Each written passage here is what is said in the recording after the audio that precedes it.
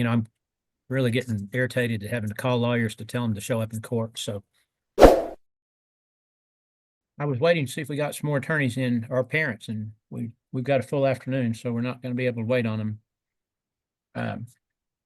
I will go ahead and call Randall County case number 85714 in the interest of the Williamson children. We're here on an initial permanency hearing. Ms. Gutierrez is with us from the department. Ms. Wiggins is with us representing the child. Ms. Grant represents the children. She is not with us. The alleged father, Damien Williamson, is not with us.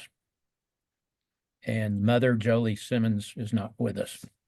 As I said, this case was set for 12:30. It's now 12:42. We have a full afternoon, so I do have Juan Heredia and Kevin Foster in the waiting room. Your Honor, if I could ask for clarification, did you say Stacy Grant is not in the hearing right now? No, she's not. She's not in the waiting room. Okay, would it be possible for, I think might have her cell phone number, or if... Oh, Brittany's got them. She can try her. I'm really getting irritated at having to call lawyers to tell them to show up in court. So I'm Yes, probably Your not going Honor, to I do that much understand. longer. I'm already in the process of trying to get a hold of her. Thank you though, Teresa. Sure. And Judge, Kevin is my witness. Okay. I did have a motion Mhm. as well. And so just whenever we're about to hear that. All right. Well, that's up to you. If we can we do it all at the same time? Or do you want to get that out of the way first? I think we can probably do it at the same time because I'm going to be asking the worker Okay. questions as well concerning that. All right. Well, let's go ahead and get started, and I'll watch the waiting room for Miss Grant and either of the two parents. So, all right, Miss Gutierrez, you may proceed. Thank you, Your Honor. The department calls, let me see, I think it's Juan Heredia as its witness. All right, let's get him in. The whole truth and nothing but the truth. I do. All right, thank you, Miss Gutierrez. Thank you, Your Honor. Juan, who do you work for? St. Francis Ministries. And are you the caseworker assigned to the children, Desmond and Hope Williamson? I am. And did you prepare and file a court report dated April 10th of 2025? Yes, I did. And was it filed that day? Yes. Great. Mr. Heredia, just a moment. Your Honor, we ask that the court take judicial notice of that court report. All right, so noted, and I read that report. Okay, thank you. Juan, can we get some updates on how Desmond is doing in his placement? Desmond is doing very well in his placement. He is active, energetic little boy. He likes playing on his iPad, watching videos and cartoons, likes being sung to, having interaction and stuff with his placement. He's doing very well. For the record, Miss Grant has just joined us. Okay, great. Go ahead, Miss Gutierrez. Miss Grant, your client's not present, just so you'll know. Go ahead, Miss Gutierrez. Thank you, Your Honor. Okay. And Juan, can I get some updates on how the child Hope is doing in that placement? Hope is also doing very well. She's 6-month-old infant. So she's at the point right now where she is very curious about the world around her. She's also doing very well, very attached with her placement. They are meeting her needs and pouring into her. And so she's doing very well, as well as a 6-month-old can be doing. Okay. And how old is Desmond? Desmond is approximately 21 months. He's almost 2 years old. Okay, great. And where is their placement located? Their placement is located just outside of Austin. And what city are they in? That would be in Cedar Park, I believe. Okay. Let's see here. And I apologize if your court report states that they are in Harris County. In Harris County, I apologize. Yes, ma'am, I apologize on that. Okay, and so are they in Cypress, Texas, or are they in Cedar Park, Texas? In Cypress, excuse me. Yes, ma'am. Okay, thank you. So they're actually in Houston area, correct? Yes, ma'am. And about how far away driving is Amarillo, Texas from Houston, Texas, or Cypress, It, Texas, rather? it's going to be approximately almost a 10-hour drive. Okay, Depending on the stops and whatnot, between almost 10 Okay. hours. thank you. How is Jolie Simmons doing on her service plan? Jolie Simmons has not had any progress on her service plan. She Okay, had, is she complying with Texas, with communicating with you? she has been communicating with me and maintained contact.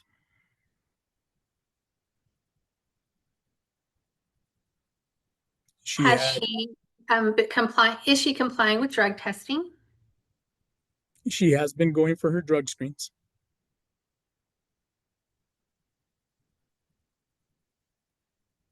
And briefly remind the court the reasons for removal. The reasons for removal were due to neglectful supervision and uh,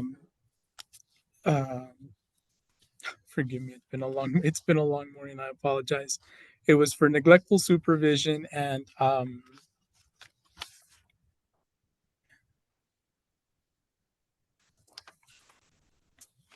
primarily neglectful supervision and the conditions in the home. Okay. And likewise, has Miss Simmons also admitted to any drug use with you? She has not admitted to any, but she has tested positive on her drug screens. And that's marijuana, is that correct? Yes, it is. Okay. Now, was it the condition of the home that caused the removal? Yes, ma'am, for unsanitary conditions.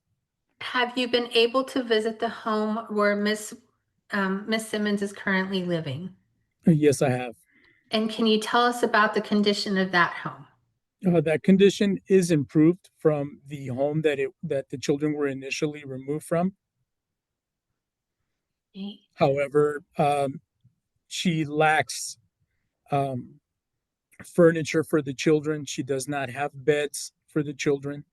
It is a 2-bedroom apartment that she shares with roommates, in which Ms. Simmons is located in one of the bedrooms with just a full-size bed. Okay. And in regards to her visitation with the children, is she completing visitation with the children? Her visits are scheduled for 1 hour per week. She gets a virtual visit, and those are split up into 2 half-hour visits due to the age of the children and being able to keep their attention. Jolie has been in on visits. However, she has not been very active during the visits. She doesn't interact very much with the children. And even after being coached and helped with how to maintain better um, how do you say it, in order to have, to keep the children's attention and whatnot, um, she still has not done very well with that. Okay, so right now her visitation is 2 visits per week and each visit is 30 minutes. Is that correct? Yes. And these visits are virtual. Is that correct? Yes. And and Hope is only what, 7 or 8 months old? How old is she's, Hope? she's 6 months old. And how old is Desmond? Desmond is 21 months. Considering the age of the children, are you concerned about whether or not virtual visitation for a 6-month-old infant and a 1.5-year-old toddler is going to create any sort of bond between the mother and children? It is going to make it difficult for the children to bond with their mother or their parent or any family that they have contact with. And would you agree that if there had been a bond or whatever bond was present at the time of the removal, it would be difficult to sustain that bond through virtual visitation with children this age? Yes. And statutorily, the department is required to make reasonable efforts to reunify the family. Would you agree? Yes. And in order to do that, do you think in-person visitation would be more reasonable as far as an effort to reunify the family? Yes. And what is St. Francis planning regarding the placement of the children and their physical location? St. Francis had secured an in-region placement for the children that was adoption motivated in the event that the children were not able to be returned to their parents should the parents not comply or meet the requirements of their plan. The idea was that with an in-region placement, the children would be able to have in-person visits with their mother. And would that help create or maintain any bond that they have with the mother? Yes, it would. And in your opinion, is that a reasonable effort to reunify the family as we are statutorily required to do? Yes, it is. Regarding Damien Williamson, have you had any contact with Damien Williamson? No, I have not. Damien Williamson has been absent since the beginning of the case. There was initial contact with him, and for the past almost 6 months, there has been no contact with him at all. We have been unable to locate him. Going back briefly to Ms. Simmons, the last court order made an order that, or rather, in the last court order, it had a provision that the mother was to complete another substance abuse assessment in the event she tested positive. Is that correct? Yes. And was the mother informed of her drug screen results, the most recent ones? Yes, she was. And what date was that drug screen? What date was she informed of that drug screen result? The last drug screen that she had was for March 31st, and she was informed approximately just before this report was completed, so around the 10th of April. And did you ask her to go ahead and complete that second substance abuse assessment? She was asked to, and she did not comply.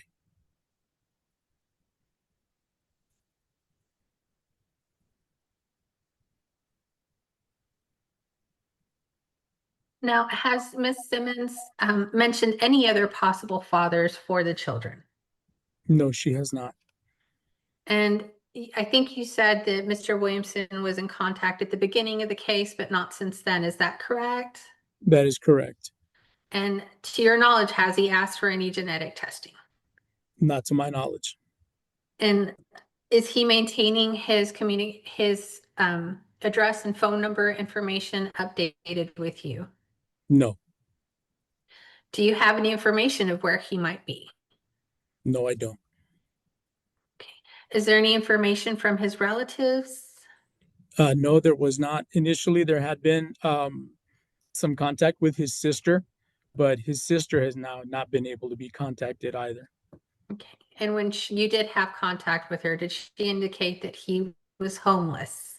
That he was homeless, that was the last report they had. They hadn't been able to get in contact with him at his last known residence. Okay. Are we asking for any changes in visitation today? No. Are we asking the court, though, to allow that placement change to the Panhandle area to facilitate in-person visitation for the mother? Yes. And additionally, are we doing that as a reasonable effort to reunify the family? Yes. Now, in addition to asking for that placement change to the Panhandle area, can you please identify the department's reasonable efforts to reunify the family? The other reasonable efforts the department has made are a tailored plan of service was created for the parents to hopefully mitigate the reasons for removal for the children. A visitation plan was created for Jolie Simmons for her to maintain her familial bond and contact with the children. Okay. And does Miss Simmons have her own transportation? No, she does not. And are we offering her transportation to help her with services? Yes. And those virtual visitations, is she able to do those on her own, or does she need our help as well? She's been able to do them on her own. Okay. Now, in the event the children were physically closer, like in the Panhandle area, would St. Francis be willing to provide transportation to the mother for those in-person visits? Yes, we would. Are there any other requests we have for the court? No, ma'am. At this time, would it be contrary to the welfare of the children to be returned to either parent today? Yes, it would. And would it pose a continuing danger to their physical health or safety? Yes, it would. I pass the witness. Ms. Grant, questions? Has Jolie Simmons given you any reason to need to request additional services in this case today? No, she has not. So the service plan as filed with the court is still the adequate plan to affect reunification should she complete the plan, correct? Yes.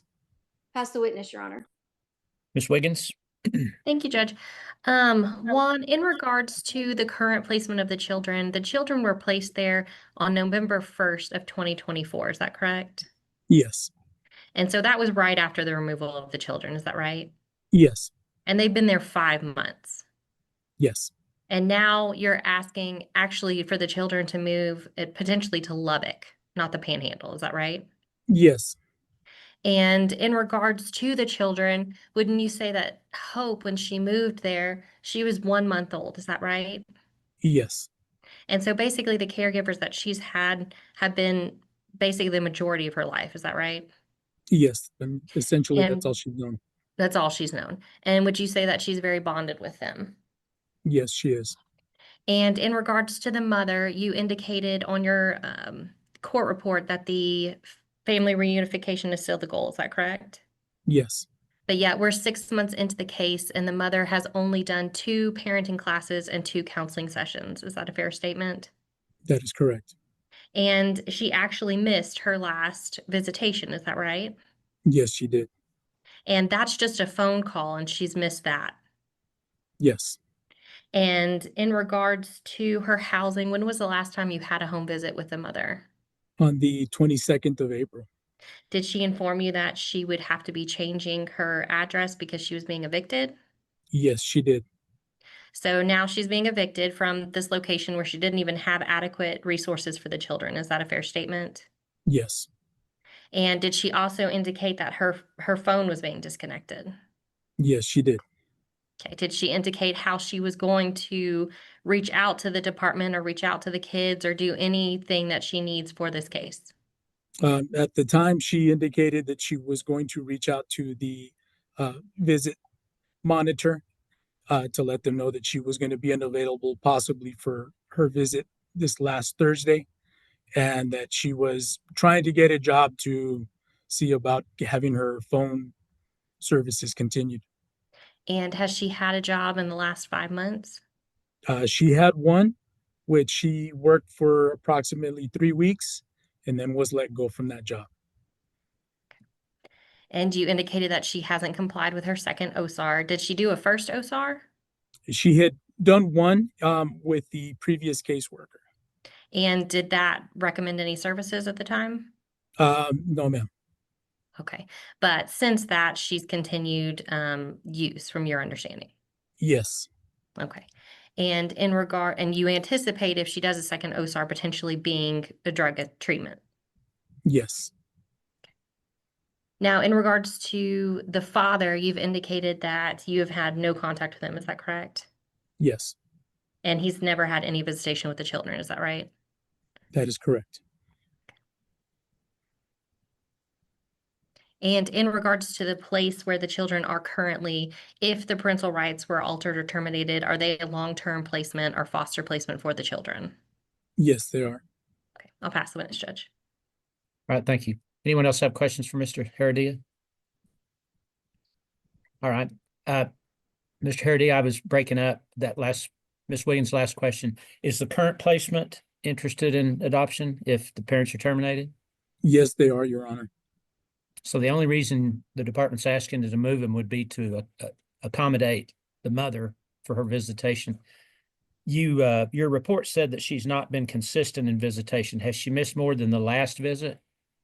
There's been visits where she has logged on late or she is cut out early. Okay. All right, thank you. All right, then, Ms. Gutierrez, do you have any other witnesses? I have one more question for Juan. Juan, are we asking for any drug screens to be ordered today? Yes. Which ones? The drug screens for Jolie Simmons. And would that be a urinalysis or a urinalysis and a hair follicle? But urinalysis, since hair follicle was just done at the end of March. Okay, I pass the witness again, Your Honor. Anyone else questions? All right, then, Ms. Gutierrez, any other witnesses? No other witnesses, Your Honor. The department rests. We do ask for the court to make a finding of reasonable efforts to reunify and our attempt to move the children closer, as well as the family plans of service, visitation, and offering transportation to the mother for services.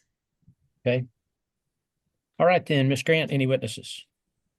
No, Your Honor, my only witness was going to be Jolie Simmons, so I would just ask for the record that the court verify she has still not entered the waiting room at this time. She has not, and she hasn't been in the waiting room since we started or even before we started, so. Thank you, Your Honor. No witnesses, I rest. All right, thank you. All right, Ms. Wiggins, any witnesses? Judge, I'd call Kevin Boucher real quickly. Kevin Foster? I don't think that's his last name, but he's a foster. Oh, Foster, okay, it's Kevin Foster Parent. Yeah. I thought Foster Parent was kind of a funny last name. Right. What's his last name? It's Bueche. Okay. I'm just going to call him Kevin. Kevin, this is Judge Graham. If you'd unmute. Can you hear me, sir? Yes, I can. Good All right, afternoon. thank you. If you would raise your right hand. Do you swear the testimony you give will be the truth, the whole truth, and nothing but the truth? Yes, I do. All right, thank you, sir. Ms. Wiggins, you may proceed. Thank you, Judge. And I'll just call you Kevin too, if you don't mind. Kevin, are you the foster placement for the Williamson children? Yes, I am. And how long have you had Hope and Desmond? Since November of last year. So. And how are the children doing in your home? They are doing very well. And if the parental rights were altered or terminated, is it your intention to be a permanent placement for the two children? Yes. And in regards to the children, do you believe that you are able to take care of all of their current needs? Yes, I do. And do you feel like you are bonded to the children? Yes, And do you feel like they are bonded to you? I do. Yes. And in fact, Hope has basically known you as her parent for 5 months out of her 6 months of life. Is that right? That is correct. Yes. Okay. Now, in regards to visitation, do you facilitate those when called upon? Yes, we do. And is visitation consistent with the mom? We are scheduled for twice a week. Okay. And do you make twice a week? Or you make twice a week? Does she make twice a week? Not every week. No. Okay. And so therefore you would basically call that a little inconsistent. Is that right? Fair statement. That's a fair statement. Yes. Okay. All right. And do you believe the children are thriving with you? I do. Yes. Okay. I'll pass the witness, Judge. Ms. Gutierrez? No questions, Your Honor. All right, Ms. Grant? Sorry, I was muted. No questions, Your Honor. All right, thank you. Anything else of Kevin from anybody? No, Your Honor. Thank you. All right. Sir, you can, unless somebody objects, you can either, I can go ahead and remove you and you can go about your afternoon's business, or if you want to listen in, I don't have a problem if nobody objects. Does anybody object? I don't object, Your Honor. No Okay. objection. So it's up to you, Mr. Boucher, if you want to stay on just to hear what's going on. Yes. I'd like to say yes. Okay, if you You can turn off your camera if you want to, or you can just sit there like you are. It doesn't bother. Either way is fine with me. Yes, thank you. All right, then, Ms. Wiggins, any other witnesses? No other witnesses, Judge. Rest. All right, so everyone rest and close. Yes, sir. We do, Your Honor. I'm just asking for those findings of reasonable efforts as well. All right, I will make the finding that the department's made reasonable efforts to reunify the child with the mother. Thank you. Okay, Ms. Wiggins, recommendations. I've read your motion, and I know you're asking that the children not be moved. Anything That's else? correct, you need? Judge. Okay. That's my Okay. That's All my right. recommendation, that the department remain temporary managing conservator and that the children's placement be continued and approved. I don't think at 5 months along in a case where we have an uncooperative parent who is not even exercising phone visitation to move the children, I do not believe it's in their best interest to be moved, and I would ask that they remain in their current placement. All right. And this week it'll be 6 months, not 5, so. Yes, Judge. All right, then, based on the what I've heard today, then I'm going to continue the department's temporary managing conservator, continue the children's current placement. I'll order that Ms. Simmons' visitation be suspended until she provides the department with a negative hair strand and UA drug screen. And if she can do that, then it will go back to the virtual visits as they're currently scheduled. I'll order both parents to UA drug screen by 4 p.m. today, wherever they're located. And I will enter an order that the children not be moved from their current placement without a prior court order. So that, in effect, even though your motion didn't ask for a finding, I'm granting the motion that the children will not be removed. Okay. I'm questioning whether or not we should set the next hearing for a final. I haven't seen anything to indicate that needs to go on any longer than it has to. So I'll leave it where it said. It was the next permanency was going to be on August 18th. I'll go ahead and leave that current date set, but I'm going to make that a final. If Ms. Simmons gets on board and starts doing her services, then we can reevaluate that. We can always treat that final on August 18th as another permanency hearing. So, okay, that hearing will be by Zoom, just like today's hearing, so parties and attorneys can go on the court's online docket a day or two before August 18th to see what time that hearing will take place. Mr. Boucher, I don't know if anyone's told you, but we broadcast these live on YouTube under Northern Panhandle Child Protection Court. Anytime there's a hearing set, they should notify you, and you're welcome to, if you're not going to testify, then you're welcome to join in on that and attend the hearings that way. Okay, thank you. Okay. All right. We'll stand in recess. I will be back in about 5 minutes or so to call another Randall County case. That is another initial permanency hearing on the cross children. So we will be in recess. Everybody have a good week. Thank you. You too, Your Honor. Thank you. Thank y'all.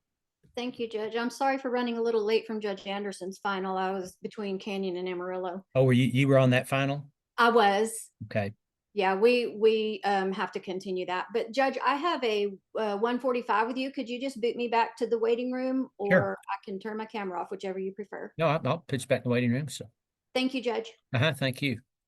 I will call Randall County case cause number 85739. This is an initial permanency hearing involving the cross children. Ms. Wildman is with us for the department. Ms. Wiggins is with us representing the children. Mr. Sain is with us representing the mother, Ms. Furr, who is with us. Mr. Naranjo is with us representing the father, Mr. Cross, who's not with us. And as far as I know, I show he's still incarcerated. Is that correct, Mr. Naranjo? Yeah. Okay. All right. I have Erin Tyndall in the waiting room. That'd be my worker, Judge. Okay. We'll get her in.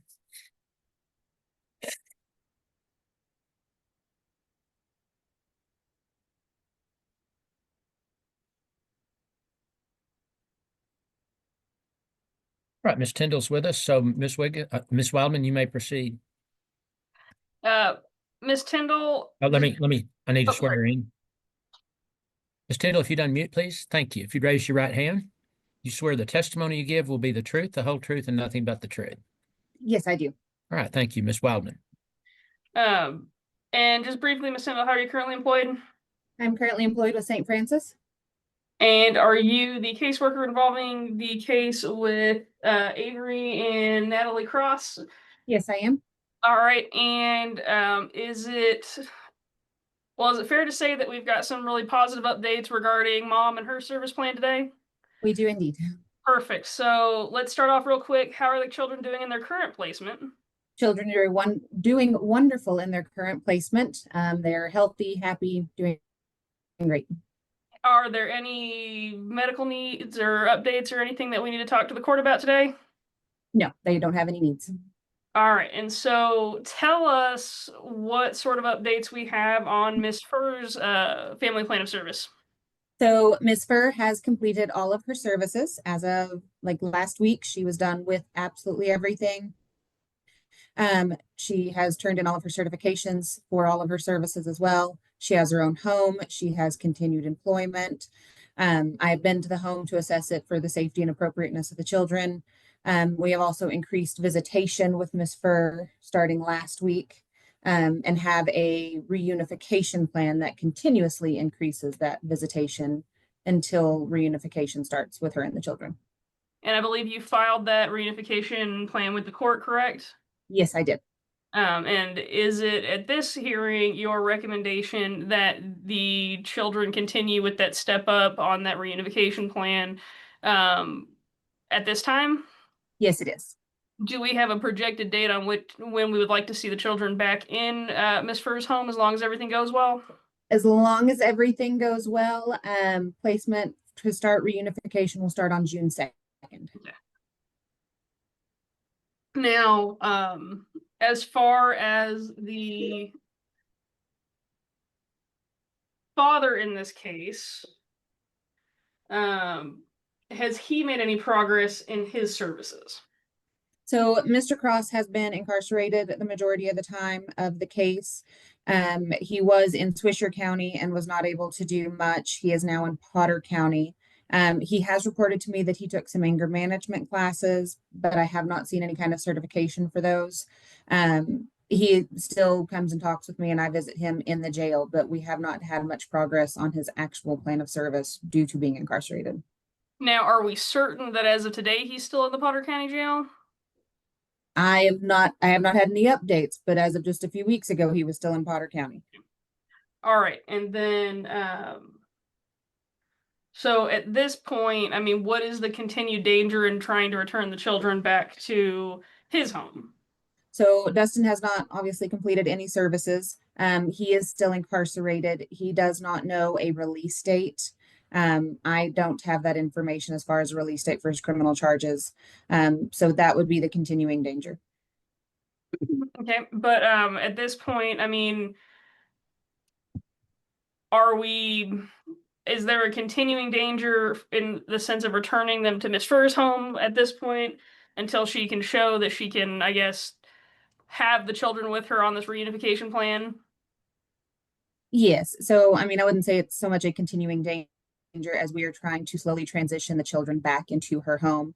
Not because she is a danger to them, but to help them reintegrate in with her routine and her to get used to their routine and just that change. So we try to do that slowly so that we don't cause any more trauma to the children. Yeah. And Miss Furr is in agreement with that plan? Yes, she is. And she's ready for this step up to begin? She is. She did great last week with her first 2 days of the step up, and then today will be her 3rd day of the step up. So I'm gonna say so far everybody has reported really good things. Okay, perfect. Now, do you believe the department's making reasonable efforts to reunify the children with Miss Furr? I do. Do you believe they're trying to make reasonable efforts to return them to Mr. Cross? I do. What are the recommendations at this point? Recommending that we leave the children in their placement, that we continue on with this step up in visitation and working towards reunification. Are there any additional services that needed to be added to the service plan by court order today for either parent or the children? Not at this time. I'll pass the witness, Judge. All right, thank you. Mr. Saint? Thank you, Judge. Hello, Ms. Tyndall. I want to thank you for working with Ms. Furr. Clearly, y'all have had a good working relationship, and this case has been very successful. But I have to ask, so you don't believe there's a continuing danger regarding Ms. Furr at this time? No, once we start the reunification process, it's not so much that there's a continuing danger in her home. It's more that we like to try to make this process of the children going home easier on them, because it is a change in routine, a change in atmosphere, a change in home, a change in beds. So we try to step this up in a slow, safe manner so that the children have time to get used to these things. But there isn't so much a danger with Mrs. Furr at this point. And I'm sorry, remind me, how old are the children? Avery is almost 2 and Natalie is not quite 1. Okay. I may have that backwards. I'm sorry. Natalie is the older one. I don't, have you seen cases, 'cause I know I have, where sometimes the back and forth can actually be difficult for a child when you're doing this? In cases of children where they have been with foster parents and have bonded with foster parents in a big way, depending on like that time frame, that can cause some issues. Most of the time though, the slower the transition, not so much slower, but the easier the transition as we ease them into it, it gets them used to the different, like I said, the different routines, the different atmospheres, instead of just picking them up out of one and putting them right into another.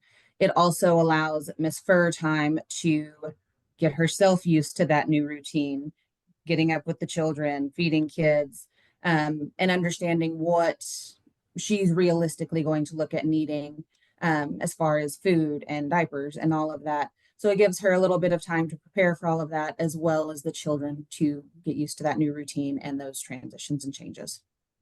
Okay.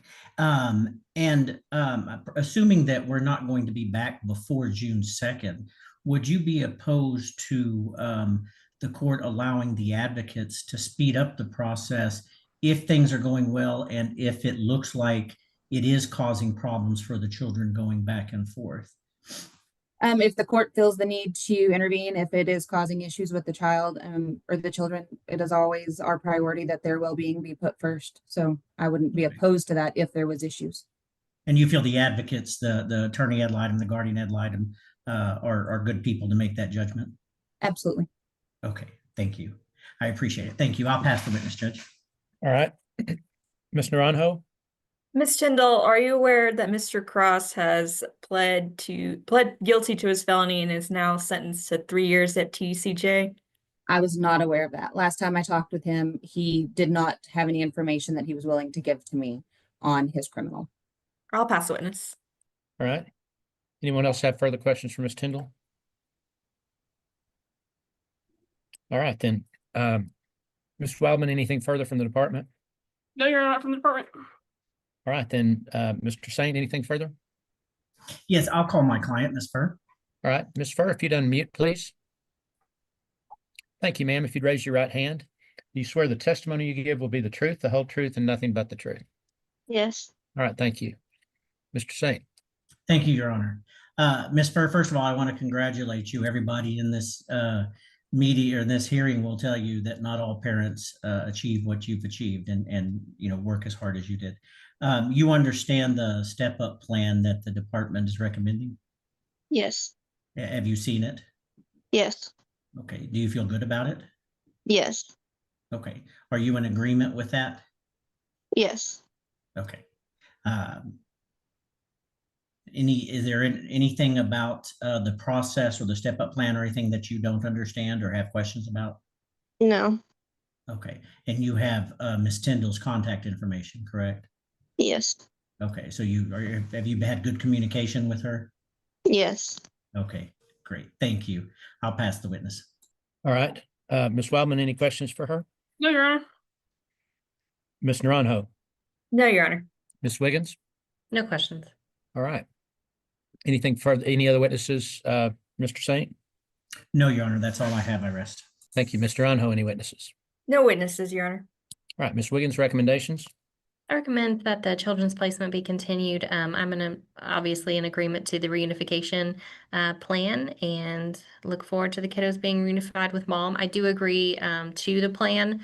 I do agree with Ms. Tyndall that it is better to do a step up, especially kids these young age. Okay. All right, then.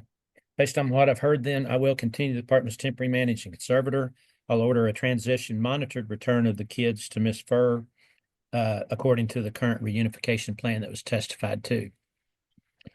I'm going to move up our next review hearing. It was going to be set for August 18th. It looks to me like things are going to go well. And if the kids are reunified by June 1st, I'm going to go ahead and move up. I just happen to have this date handy, so I'm going to use it. I'm going to move up the next permanency hearing to June 23rd, 2025. It will be by Zoom, just like today's hearing, so parties and attorneys can go on the court's online docket a day or two before June 23rd to see what time that will take place. I will note that if everything goes well and the kids are back home and everyone agrees it's time to dismiss the case, I'll be happy to sign an agreed order dismissing the case without waiting until June 23rd to do so. If not, then we'll see y'all back on June 23rd. So, okay, I will be back at 1:45 to call another Randall County case. That's a motion hearing on the Hewitt and Foster kids. Otherwise, we'll stand in recess. Everybody have a good week. And Ms. Furr, congratulations. What's been testified to is correct. It's very unusual to have a parent complete everything at the initial permanency hearing. Usually we're just trying to get them to get started. So congratulations, and I commend you for that. All right, we'll stand in recess until 1:45. Y'all have a good week. Thank you, Your Honor. Thank y'all. I will call cause number 85349L2. This is a motion for leave to intervene, as well as some basically motions to strike filed by some of the parties. Ms. Gutierrez is with us for the department. Ms. Wiggins is with us representing the children. Mr. Sain is with us representing the father, Mr. Hewitt, who is not with us, not in the waiting room. Ms. Grant is with us representing the intervenors that are, I show Sherry and James Foster. I have an Ashley Foster in the waiting room. Could that be one of the potential? Ashley Foster is a witness, Your Honor. Okay. Mr. and Miss Foster have texted that they can't get in, so we're resending the link to see if they have a problem with their link, maybe. Okay. We're also waiting on Mr. Michelson, who has filed an objection or a motion to strike. He represents the mother, Miss Hewitt. He's not in the waiting room either, so we'll give it just a little bit more time before we get started. And Judge, he had indicated that he might appear by brief, and I did see that he filed a brief. Okay, I've seen his brief. And Your Honor, Mr. Hewitt will not be here. He was starting a new job today and couldn't take Okay. off. All right.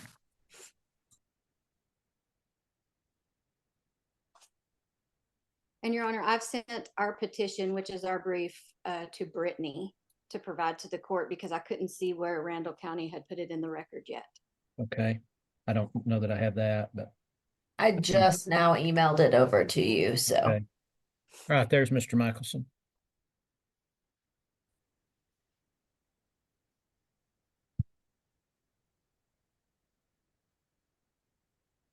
Okay, Mr. Michelson's now joined us. He represents the mother, Miss Hewitt, who's with us. And they have filed a motion to strike the potential intervention too. I think I can kind of short circuit some of this when we get down to taking testimony. Mr. Michelson, I've read your brief and looked at your motion to strike. And the brief and the motions keep talking about that these potential interveners don't meet the requirements of section 102.003A9, which is Your Honor, I am so sorry to interrupt. I just realized Stephanie Corbett, my worker, is not. she's in the waiting room. Mr. Michelson, you're arguing that they don't meet the requirements under A9, person other than a foster parent who's had actual care for at least 6 months, et cetera. But that's not what they're trying to come in under. They're trying to come in under substantial past contact under 102.004B. So I don't want to hear a lot of evidence that they might not meet the requirements of A9 because I might be willing to agree with you there. But I'll only want to hear evidence of what substantial past contact these potential interveners have had with these children. So that might short circuit some of the testimony. Then I'll let anybody make their legal arguments if they want to when we've heard the testimony. So, all right, Ms. Grant, we'll give it a few more minutes to see if your clients come in. I'll be back very shortly.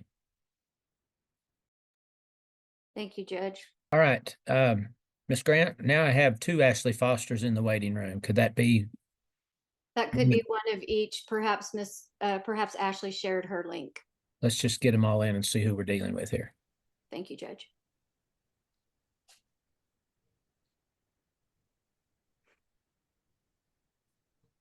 Okay, that first one, Judge, are Jim and Sherry Foster. Okay. And the second one is your witness, you said? Yes, Your Honor. So Ashley Foster is actually your witness. Correct. That I may not need, Judge, in the interest of time. We have boiled our case down to a timeline that we hope the court will find organized and able to lay out our points briefly. Okay, is that in your brief or what? Or No, I didn't put it in my brief because Okay. I need testimony on some of it, Right. Judge. All right, so who is it you want to call as your witness? I want to call Sherry Foster, Your Honor. All right, Ms. Foster, if you unmute. Your Honor, I'm sorry if I could, I'm sorry to interrupt, Judge, and I hate to say this because my client's opposed, but I do know that the courts have said a grandparent does not need to show substantial past conduct. That phrase does not apply to the grandparents. Well, I'm just going by what they pled, but I agree with you wholeheartedly. That's why I was kind of trying to guide the testimony because I don't think we're going to need to hear a lot of testimony. I think mostly, Judge, we're going to give a brief timeline in line with what Mr. Saint is saying, and then we are going to make our argument for impairment that makes it reasonable for intervention. All And right. Judge, my client is opposed, but not on that point. Okay. All right. Ms. Foster, if you'd raise your right hand, do you swear the testimony you give will be the truth, the whole truth, and nothing but the truth? Yes, I do. All right, thank you. You may proceed. Ms. Foster, how are you related to the children, the subject of this case, Levi, Callie, and Gentry? I am their grandmother. Okay, and I know this is upsetting for you, but try to, stay calm so that we can kind of be sure that the judge can understand your testimony, okay? Okay. Okay, from September 15th to April of 2022, did Levi, the oldest child, and the mother reside with you in Lindsborg? Yes. And then after Callie was born, did she move in 2018 and reside with you and the mother till 2020? Yes. And then at many points in their lives, have the children resided in Kansas and you've seen them regularly? Yes. Did there come a time when there was a previous CPS case regarding these children? Yes. Were you the placement for these children during that CPS case? Yes, we were. Are the reasons for removal in this case the same to your understanding as the reasons for removal in the previous case? Yes. Is it Plus drugs? other things. Okay. The Are first one drugs was not drug related. Right, y'all are talking over each other. Sorry. Ask the question and let her finish the question before you give an answer, Ms. Foster. Are drugs an issue for your daughter? Not that we were aware of, but When of did you her. become aware? We became aware after she moved to Texas. Okay. And so with the previous removal in the case and the current removal, do you have a concern that these children will continue to be in and out of the foster system? Yes.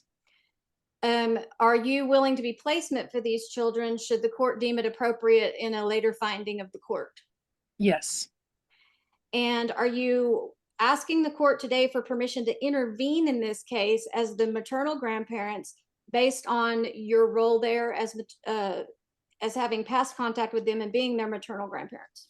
Yes. And in the petition to in our petition to intervene, is it correct that we have alleged that the parents are at risk of continuing to cause future impairment to the health and safety of these children? Yes. And is part of that impairment the fact that Aaron Hewitt has continued to test drug positive for this case since it has been conceived? Yes. And Your Honor, I would just ask the court to take judicial notice of the case quoted in my brief where courts have found that drug use by parents is a reason for intervention by grandparents when the court deems necessary. All right, I haven't seen it yet, but I'll look at it as soon as I get it. Thank you, Judge. Brittany, if you And- don't mind, excuse me, Brittany, if you don't mind, if you receive that, would you print it and bring it to me in the courtroom? Yes, I will do that now. Thank you. Go ahead. And Judge, that case is Henry KDH out of Texas Appellate Court in Houston, where the courts found that significant impairment of the child's physical health and emotional development can be found with evidence of parental drug use and criminal convictions or incarceration. We would ask the court to take judicial notice of any drug screens that are filed in this case, specifically the drug screen for the father, Aaron Hewitt, in January of this year, which was cause for concern in this case, Your Honor. All right, so noted.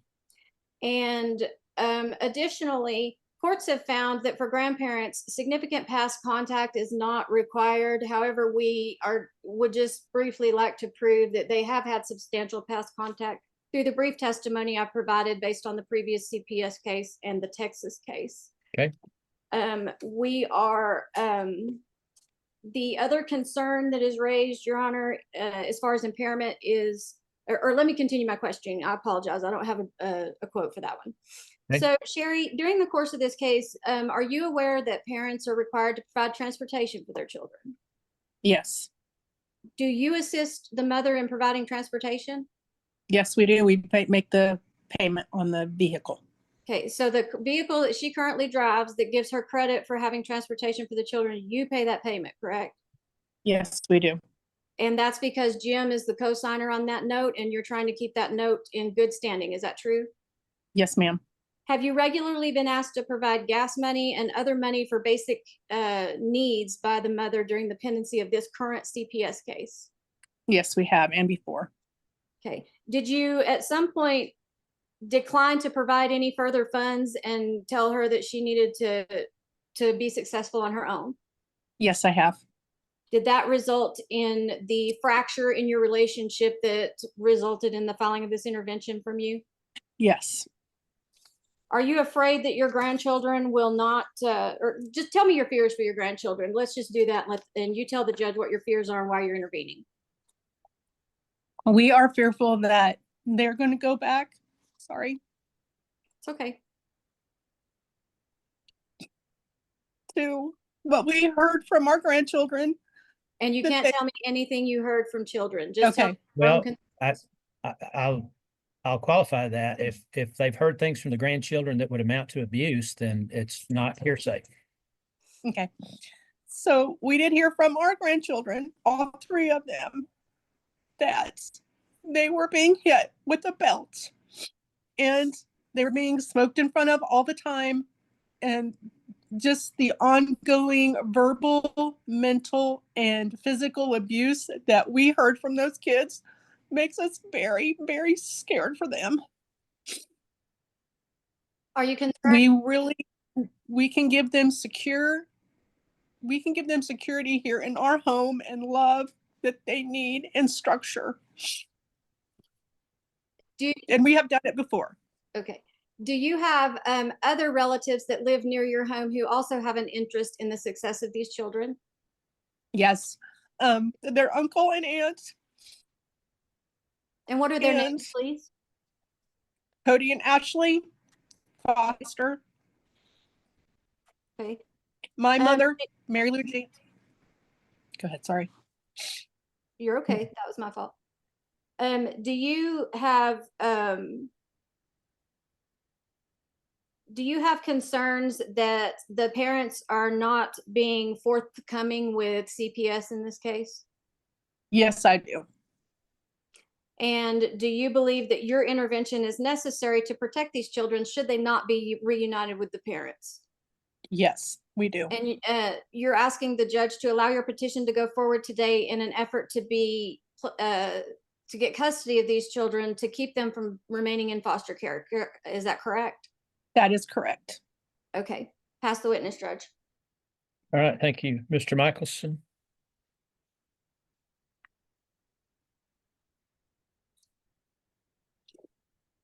You're muted.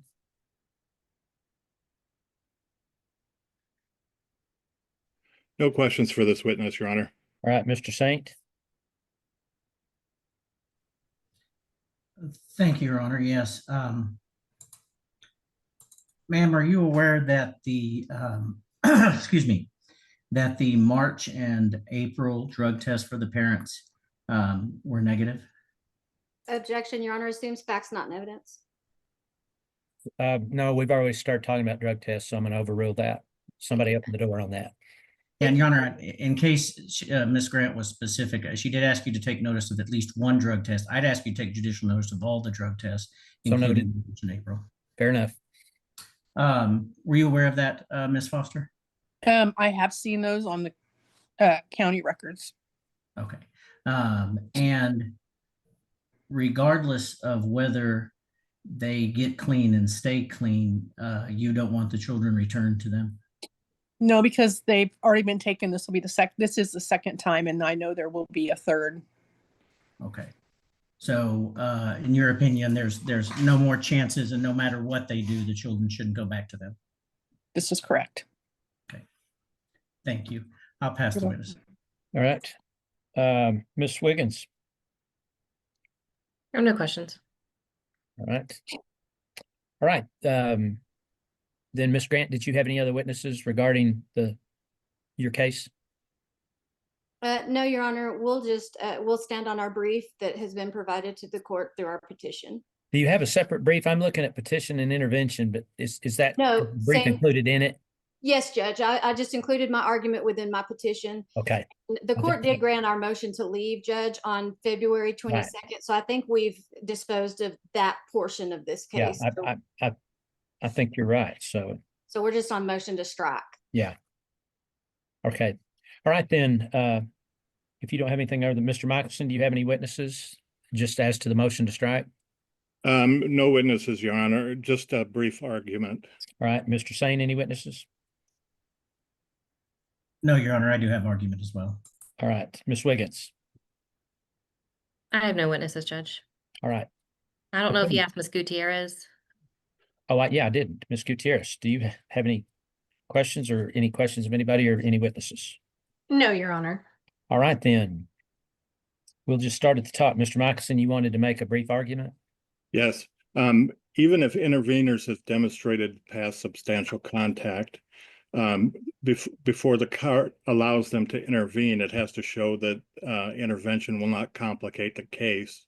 And by the presumable request, the permanent managing conservator, they'll ultimately be asking for permanent managing conservatorship, which causes complication to my respondents, and also it conflicts with the primary goals and termination cases as to the reunification of families. And as to the rest of the argument, I would just stand on my brief. Okay. Well, just a brief response to that. This court's opinion is, and it looks like we're headed that way, if there's any potential that these parents may be terminated, to have some other relatives willing to stand up and adopt, it doesn't complicate the case for me at all. It makes my job easier. So that's probably didn't need to say that, but I said it anyways. All right, then, Mr. Saint, you had an argument? Yes, Judge. First of all, I would point out to the court that the interveners must impress the court to intervene. Rule 60 requirement for an objection is inapplicable in SAPSR cases because 102 sets out requirements for standing. And in this case specifically, they have to ask the court for leave to intervene. They can't intervene until the court grants that, as Your Honor knows. I would ask that you not allow them to intervene. I think there's a due process concern, as Ms. Foster stated. They're here to undermine the statutorily required goal of the department to work with the parents to work towards reunification. And they're going to work against that, as Ms. Foster said, no matter what happens. They can still be considered for placement if they're appropriate by this court, whether they intervene or not. And in fact, CPS has a duty to look at them as placement if reunification cannot be achieved.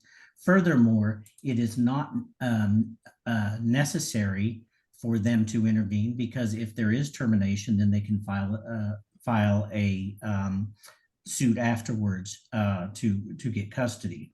The only purpose to intervene is to undermine my client's ability to complete his services, get clean, and get his child back.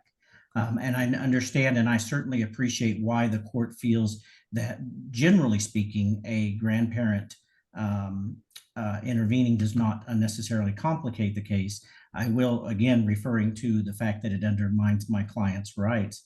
I'll point to that it is going to add a lot to, I think, to the trial, in that I'm going to have to be fighting not only with CPS to make sure CPS does their job, but even if CPS does their job and they're successful, we're still going to have to fight the parents to protect the constitutional rights of my client. Thank you.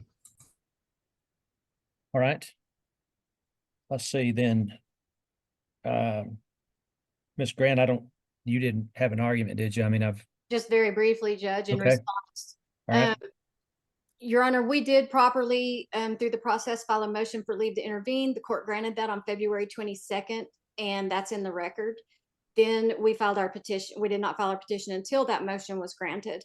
And if the court recalls, parties in this case never objected to that motion for leave to intervene until we had a permanency hearing, and they were reminded, and the court was gracious and gave them a little more time to object, but they did not even make timely objections when that was initially filed, Judge.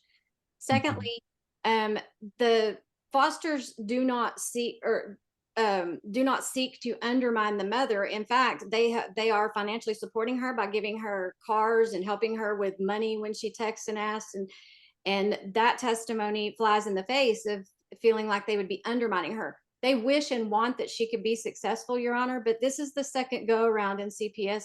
And I agree with my clients in that there just can't be a third for these children. At some point, the damage is irreversible when we keep cycling children through the CPS system. All right. If anyone can clarify this for me, Ms. Grant, did I actually sign the motion allowing intervention? You did, Judge. It's in the record. Okay. It was signed February 22nd. Okay. And Your that, Honor, I'm sorry.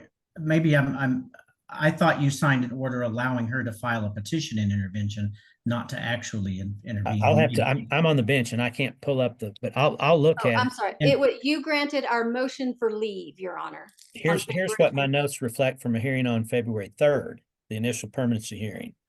I ruled that if there's no motions to strike filed by any of the parties by February 20th, 2025, the motion for leave to intervene on behalf of the fosters will be granted. So my only question is, did I sign the order? Because if I'm not, that needs to be part of this order today. So. Yes, you did, Judge. You checkmarked granted and signed it on February 22nd. Okay, I'll pull that up to verify that, but okay. Ms. Wiggins, did you have any argument or are you ready for your recommendation? Judge, I just want to clarify the issues. Is this just for intervention? They're not asking for placement and they're not asking for contact. It's just an intervention. That's correct, Judge. Yeah, I don't have any pleadings asking to change placement at this point. Okay, then I have no argument in regards to the intervention. Okay, no, you're not I don't in opposition, or you just don't have an opinion. I just don't have an opinion. Okay. I'm just gonna leave it at that. Okay. Your All Honor, right. may I have an opportunity as well? Yeah, sure. Thank you, Your Honor. I did want to bring up that there's actually a split in the Court of Appeals on whether or not substantial past contact is required for grandparents when intervening. I do think that these grandparents do have substantial past contact. At the last permanency hearing, I think it was February 3rd, the court did find that there was a continuing danger and could not return the children to their home. So we have no objection to this intervention, Your Honor. Thank you for that. And that's a good point. I don't think it's necessarily settled completely that they don't have to have substantial past contact, but I've heard enough testimony today. First of all, I'm going to make a finding that the Fosters, Sherry and James Foster, have had substantial past contact with these children. I'm also going to find that there is a continuing danger based on what I've heard from the adversary on about these parents. So give me just a second here. So I do find there's satisfactory proof that the court that appointing a parent as a sole managing conservator or both parents as joint managing conservators would significantly impair the child's physical health or emotional development at this time. So based on what that is, I'm going to grant the motion to intervene if I haven't already signed it. And then I'm going to deny the motions to strike that are filed by Ms. Hewitt and Mr. Hewitt.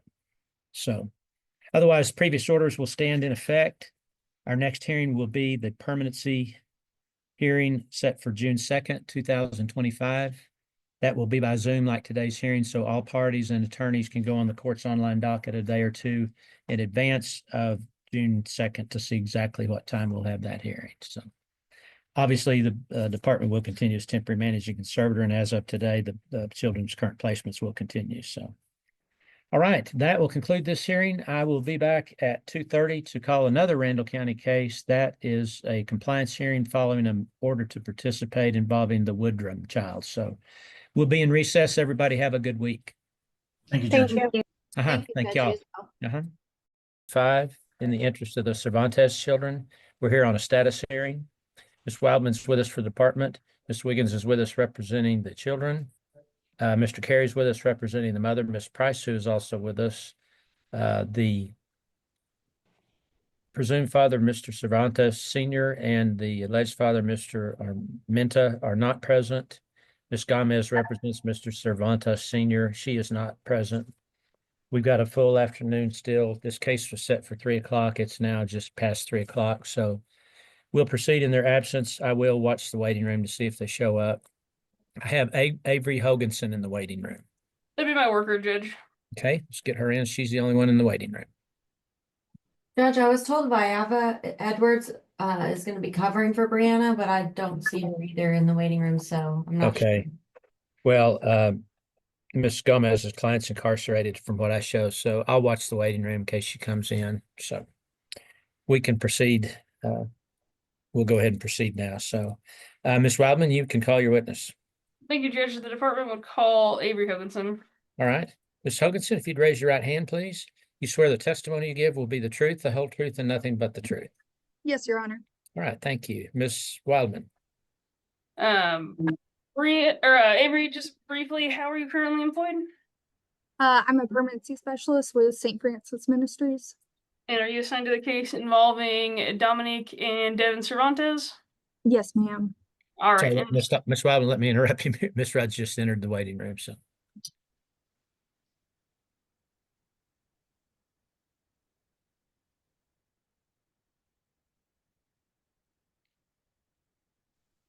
Okay, for the record, Ms. Rudd has now joined us. She is covering for Ms. Gomez. Ms. Rudd, we've just now started. She's only asked what Ms. Hoganson does for a living, so you didn't miss anything. I am so sorry. They sent me a Google Meets invite and I was like, this isn't working. Okay. Well, you didn't miss anything, so. All right, go ahead, Ms. Wildman. All right, thank you, Judge. So let's start real quickly and get some updates on the children. So is it correct that Devin has been placed back with Miss Price? Yes, ma'am. And that was at the recommendation of the court, correct? Yes, ma'am. And was that to sort of help him be both at home and still get the treatment he was needing when he was in the hospital? Yes, ma'am. And do we have any updates on Devin's treatment at this time? We were notified on Friday of last week that chemo isn't really working for him at this point. They are waiting to hear from St. Jude to kind of see about what's the next steps, but that's about it for right now. Okay. And so throughout the, I guess, last month and a half or so since the adversary hearing, how has the department been getting updates regarding his medical care? We've been getting updates through the hospital caregivers and Miss Price as well. And have we been having weekly or as needed meetings involving that whole care team to keep everybody up to date? Yes, ma'am. And so at this point, is it fair to say we're just kind of waiting to see what the care team decides the next step is before we have a real good update on Devin? Yes, ma'am. Now, where is Dominic currently placed? He is currently placed in region in Dallas as well with a foster family. Yeah. And what sort of visitation have the children been having with Miss Price? They have weekly face-to-face visitation with Miss Price. Well, Dominic has weekly face-to-face Yes. visitation, Yes. correct? Because Devin is still placed with her, correct? Correct. Yes, ma'am. Sorry. And that visit, I mean, he's placed with her, but are there supervising parties that are coming in and out to make sure that everything's going all right? Yes, ma'am. Okay. And so, has the department kind of tried to help facilitate some of this visitation and increase visitation where they can so that the children can have more time together in light of sort of these changes in the prognosis? Yes, ma'am. And so, have you had a chance to, so I guess let's talk about the parents in the case. So as far as Ms. Price is concerned, have you had a chance to sort of work with her and develop a family plan of service? Yes, ma'am. And is that family plan of service narrowly tailored to the needs of this case? Yes, ma'am.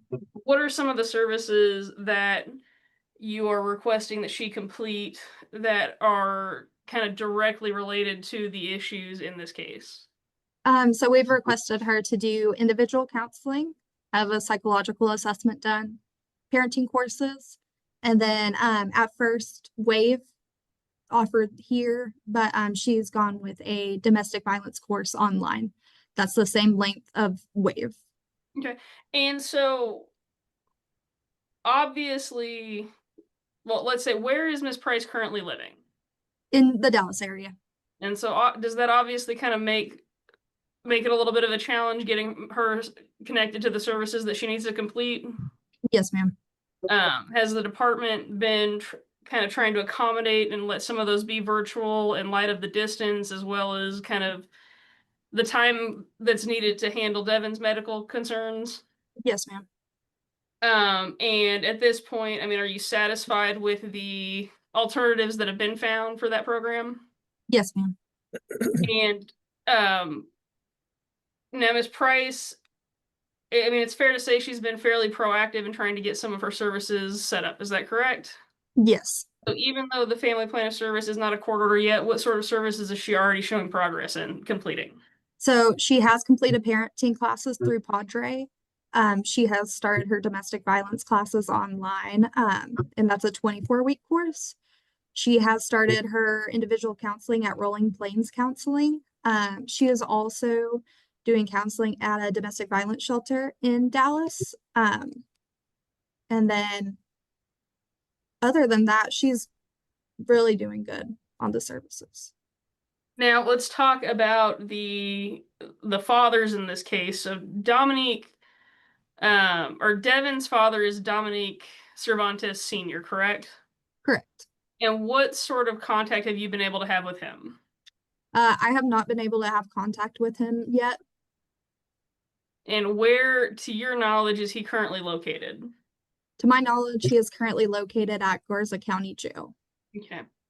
And has he been incarcerated in some jail for the duration of this case? Yes, ma'am. Has it always been Garza County? No, ma'am. Okay. So he's moved around a bit. Yes, ma'am.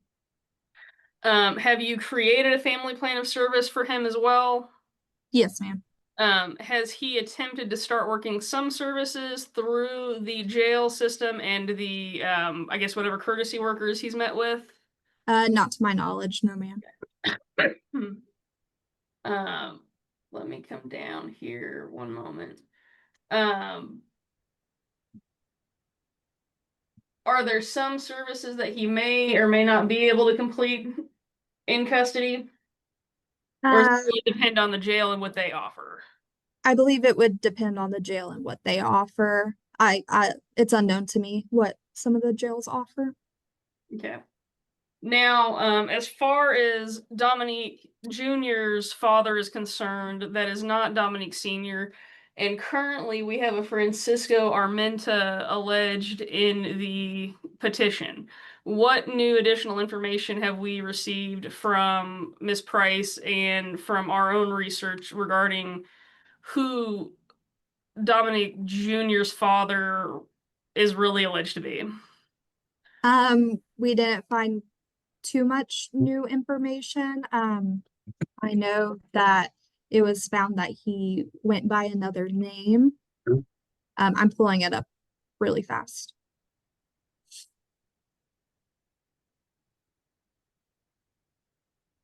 And that name is Adrian Elazar Armenta. Okay, and so are we in the process of trying to amend that petition with the updated information?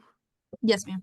So at this point, a service plan has been prepared for him under the name Francisco Armenta.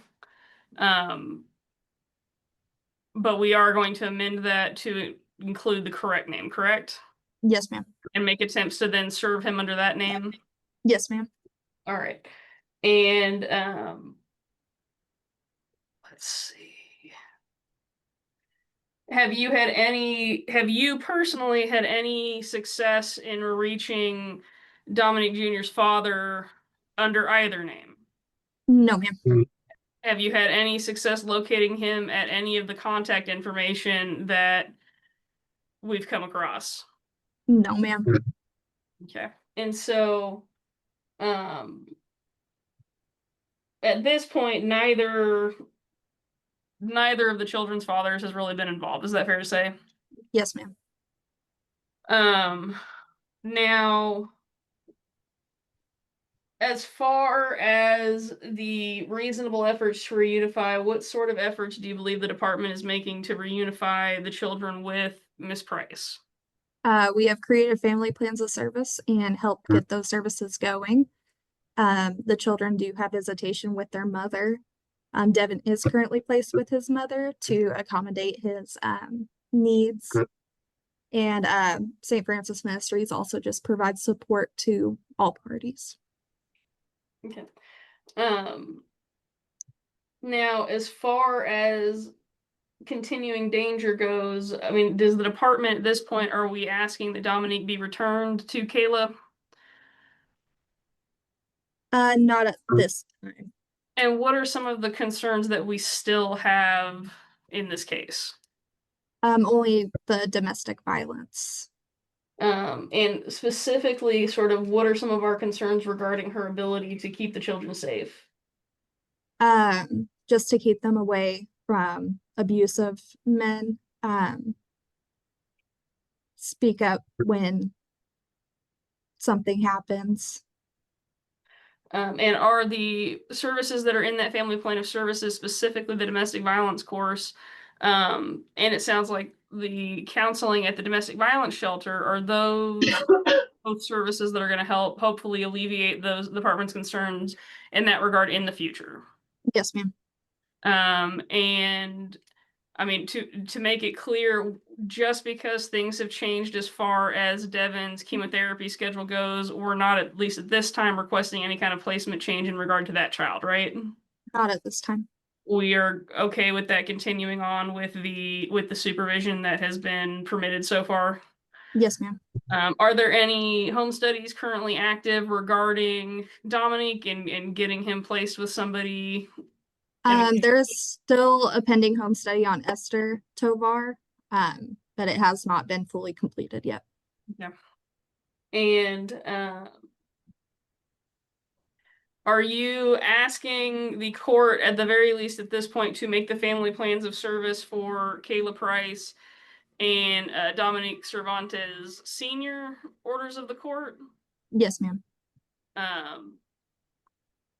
Are we planning on, once we have served or amended our petition and served the correct father, we of reevaluating the family plan of service for Mr. Armenta? Yes, ma'am. Are there any other updates that the court needs to know? Not really, just that Miss Price is doing really good and she's been really proactive with her service plan. And both of the kids are doing really good as well. I know at some point there was some talk about transferring the case down to Dallas or to Tarrant County, whichever county she's residing in, to make services a little bit more accessible. Is it true that we're going to need to take care of that service of Adrian Armenta before we can do that? Yes, ma'am. And depending on how much, I guess, progress Miss Price makes in completing the services, may it not necessarily be required to do that if she continues to make progress? Yes, ma'am. We'll look into that and talk to all the other parties. Yes, And ma'am. once we get that taken care of. Yes, ma'am. I'll press the witness, Judge. All right, thank you. Ms. Hoganson, at the adversary hearing, I'd ordered that Dominic be evaluated for the autism spectrum as soon as possible. Has that been done or is it set up?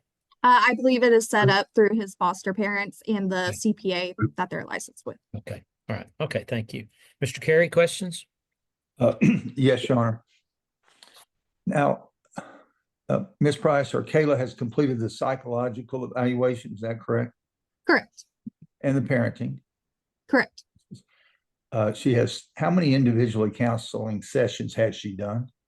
If you know. I haven't gotten an update. I believe that she has done one for sure. That's the most that I know of so far, though. And she's done the domestic violence online in lieu of the waive, but she's started that, had a little trouble at the beginning because she couldn't sign waive, correct? Yes, sir. And that was because the waive class is offered in Amarillo. Yes, sir. And she's in Dallas. So it wasn't her fault that she couldn't get started in it sooner. Correct. Yes, sir. And then again, the domestic violence shelter counseling, she's had several sessions of that. Correct? Yes, so sir. She's been very motivated and interested in completing the services y'all outlined for her. Yes, sir. And all at the same time, she's had a very sick child that she's been in and out of the hospital and caring for, correct? Correct. Yes, sir. Has she expressed to you a desire for the boys to be able to spend more time together? Yes, sir. And has that happened, or is she still just getting basically an hour a week? I did staff with my director today, and we are going to come up with a new visitation plan to definitely increase those visitations. Okay. And I know you may not be the one to ask this question, but do you understand Devin's condition is, for lack of a more easy way to put it, is worsening? Yes, sir. And along with that, the length of his life is probably becoming shortened, correct? Yes, sir. And I know you've had conversations with Kayla. She would like to get the boys back together as soon as she could. Is that sort of the right way to say it? Yes. What, in your view, is keeping that from happening? I believe that the department is just worried about her being protective over the boys in a sense. Other than that, she's shown great progress. Okay. Does the psychological say that she would not be protective? No, sir, I don't believe it does. Anything when the parenting classes say she wouldn't be protective? No, sir. Any of these counseling sessions that she's been through, these three different, if you have any reports of those that say she wouldn't be protective? Not to my knowledge, no, sir. And the people that you have supervising her, you're convinced would all be protective of the children, correct? Yes, sir. I'll pass the witness. Ms. Rudd, any questions?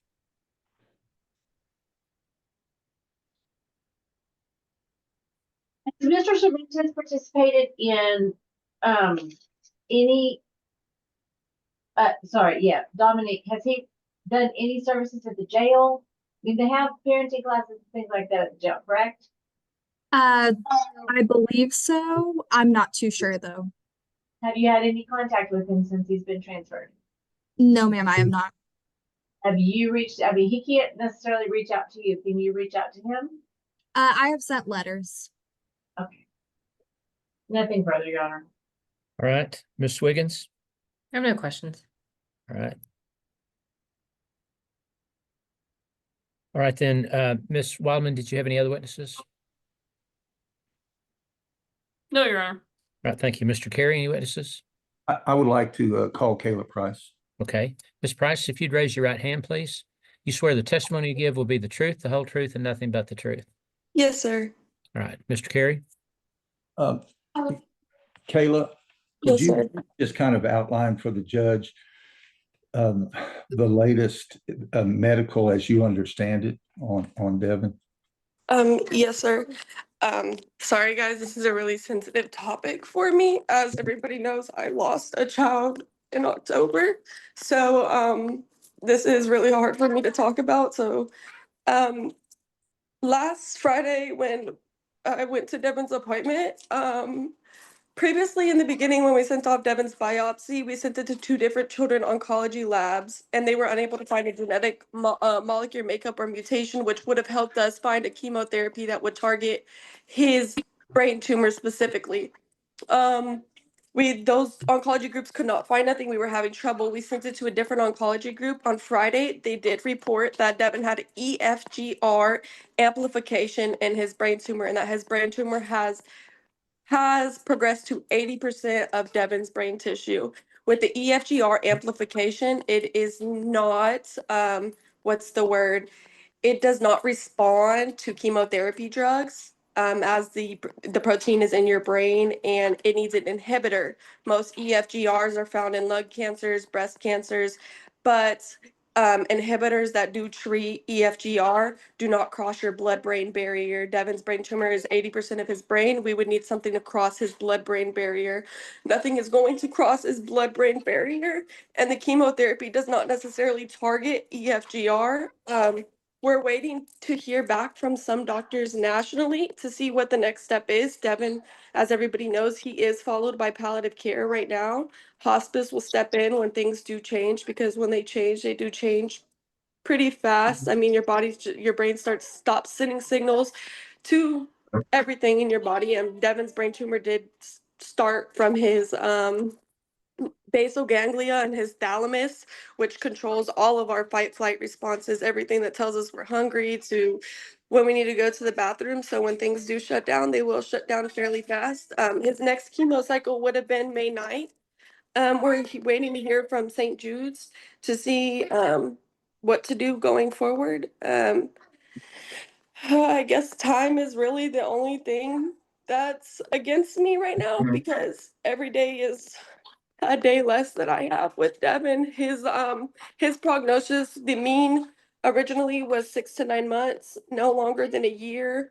But with the EFGR amplification, the protein in that tends to grow fairly fast. So I'm waiting to hear when we can get another MRI and just see what St. Jude says. St. Jude's originally provided the trial for Devin.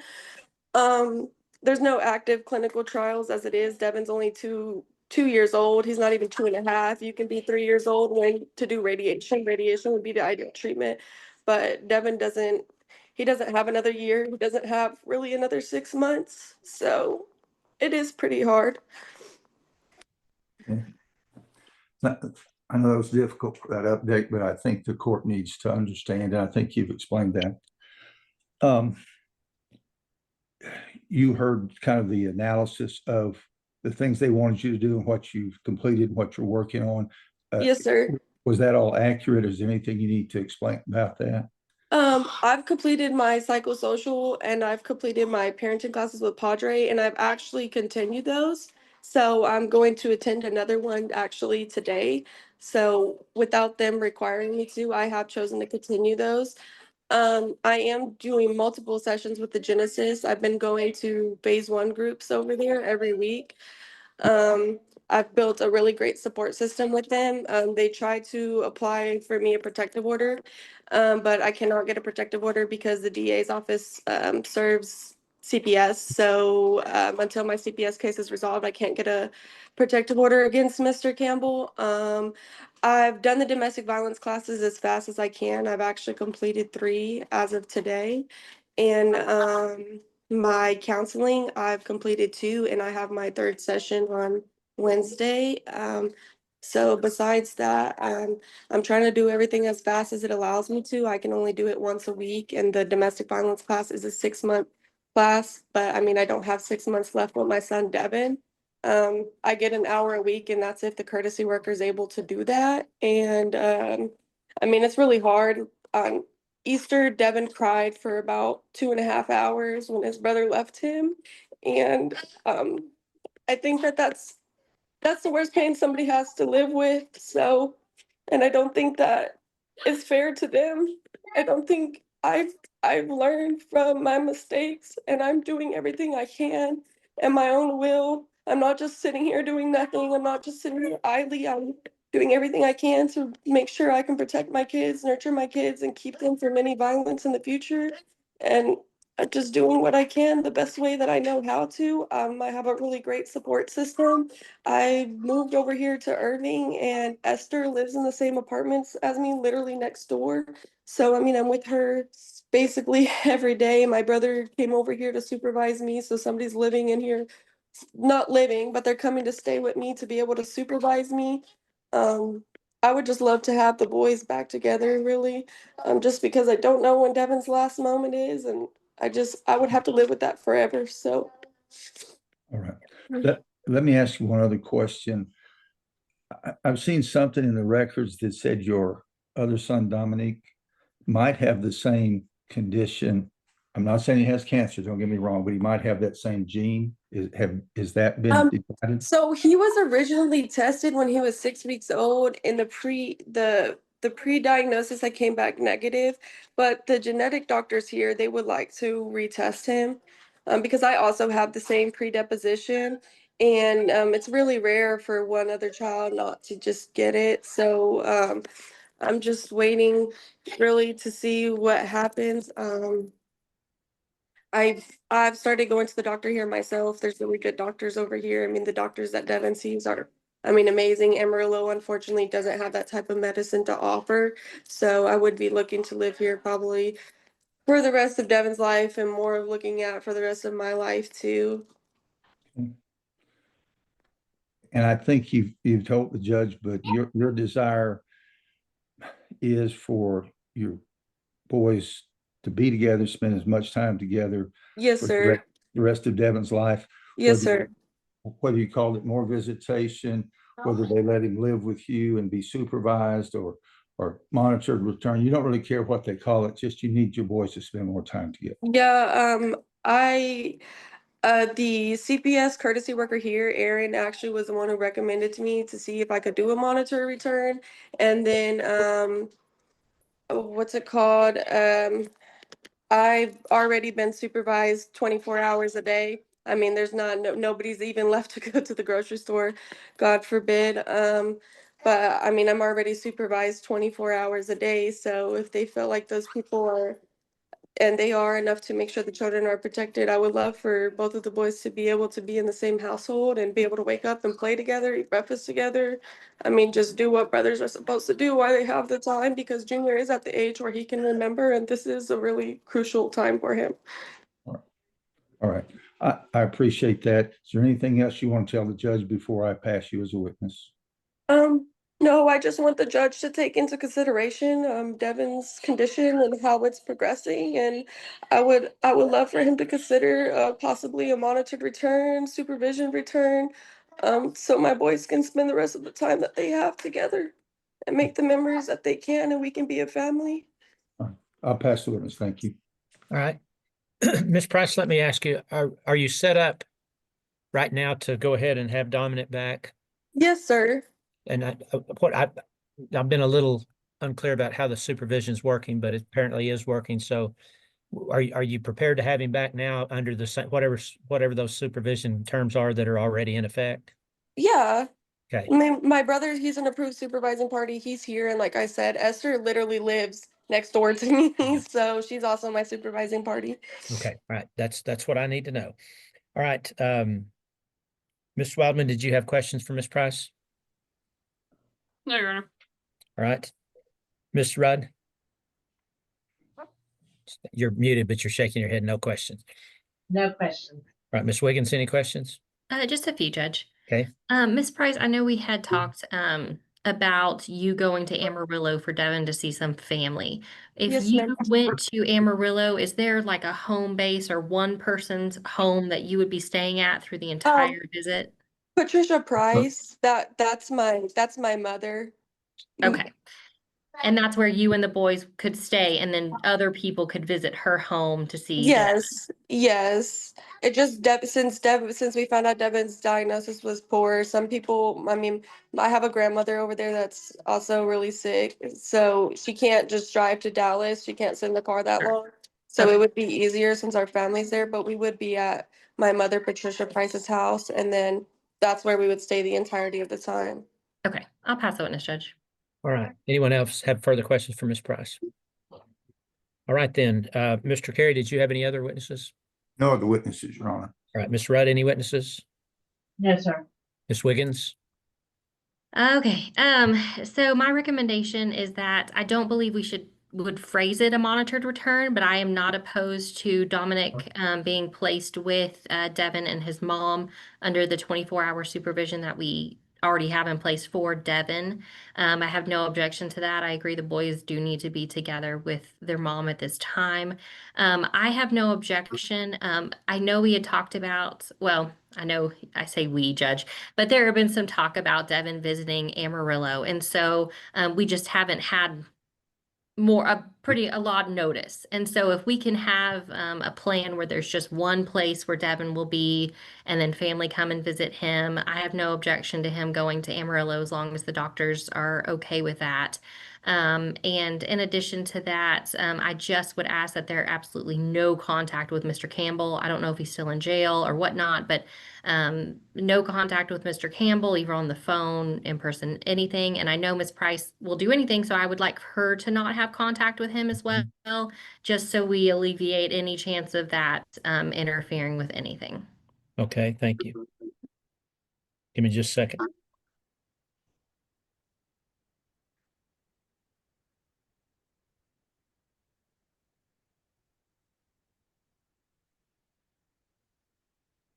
Okay, then, I will continue the department's temporary managing conservator.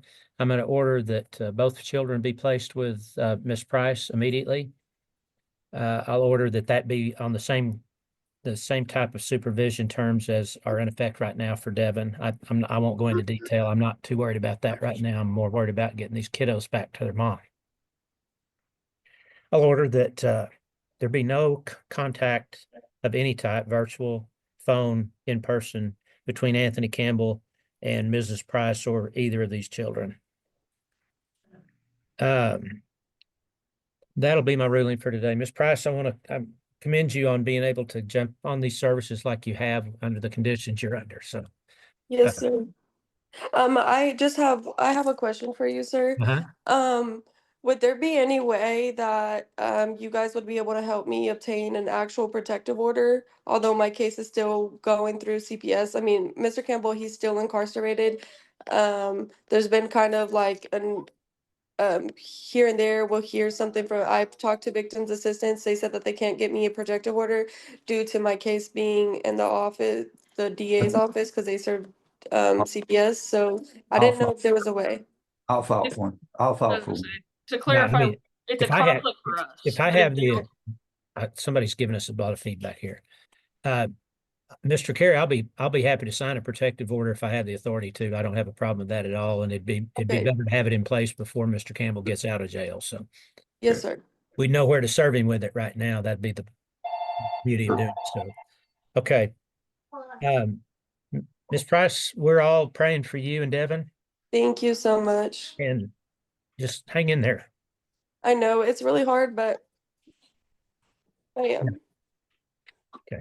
All right. I'll set the next hearing, the initial permanency hearing for August 18th, 2025. It'll be by Zoom, just like today's hearing, so parties and attorneys can go on the court's online docket a day or two in advance to see what time we'll have that hearing. Ms. Price, if there's anything else you need from us, let Mr. Carey know. Anything that we can provide for your help and Devin's help, we'll be happy to do so. Okay, so Dominic can come home today? It's as soon as we can arrange to get him to you. Yes, ma'am. Okay, thank you. Your Honor, can we have the family plan to service for Kayla and Oh, I'm sorry. Yeah, I Mr. forgot that. Cervantes made orders? Yeah, I will order the services for Miss Price and Mr. Cervantes Senior as contained in their service plans. Ms. Price, I don't know that I've ever said this before, but this case can be extended if you need more time to get services done. That shouldn't be your first priority right now. So No, sir. I'm taking them as fast as I can. I mean, no, listen, once a week. So by the time we get to the status hearing, most parents haven't even thought about starting services. And yeah. under what you're living with now, I'm telling you, make your family first priority, and we'll deal with the services as we need to. Okay, thank you. And Your Honor, there's still the admonishment, not that I think it's going to be an issue in this case. Yeah, Ms. Price, I'm going to admonish you just because I have to. Every time we have a status hearing, I order services, I have to tell the parents that those services become a court order today. At a final hearing, if you haven't worked those services, then your parental rights could be altered or terminated. You understand that? Okay. I'm Okay. telling you that only because the law says I have to tell you that. So. No, that's okay. Thank you. Okay. All right. That will conclude this hearing. For those of you involved, I'll be back here just in about 5 minutes or so to call a Randall County status hearing on the Ledbetter children. So once again, know we're thinking of you. Thank you. Bye, Judge Graham. Bye-bye. Y'all have a good week. Thank you, Your Honor. Uh-huh. Okay, I will call Randall County case cause number 86244L2 in the interest of the Ledbetter children. We're here on a status hearing. Ms. Gutierrez is with us for the department. Ms. Wiggins is with us representing the children. Ms. Rudd is with us covering for Mr. Barfield, representing the mother, Ms. Ledbetter, who is with us.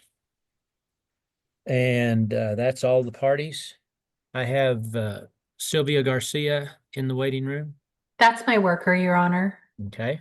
All right, she's with us. So Ms. Gutierrez, you may proceed. Thank you, Your Honor. The department calls Sylvia Garcia as its witness. Okay. Ms. Garcia, if you'd unmute, please. All right, thank you, ma'am. If you'd raise your right hand, do you swear the testimony you give will be the truth, the whole truth, and nothing but the truth? Yes, I do. All right, thank you. Ms. Gutierrez?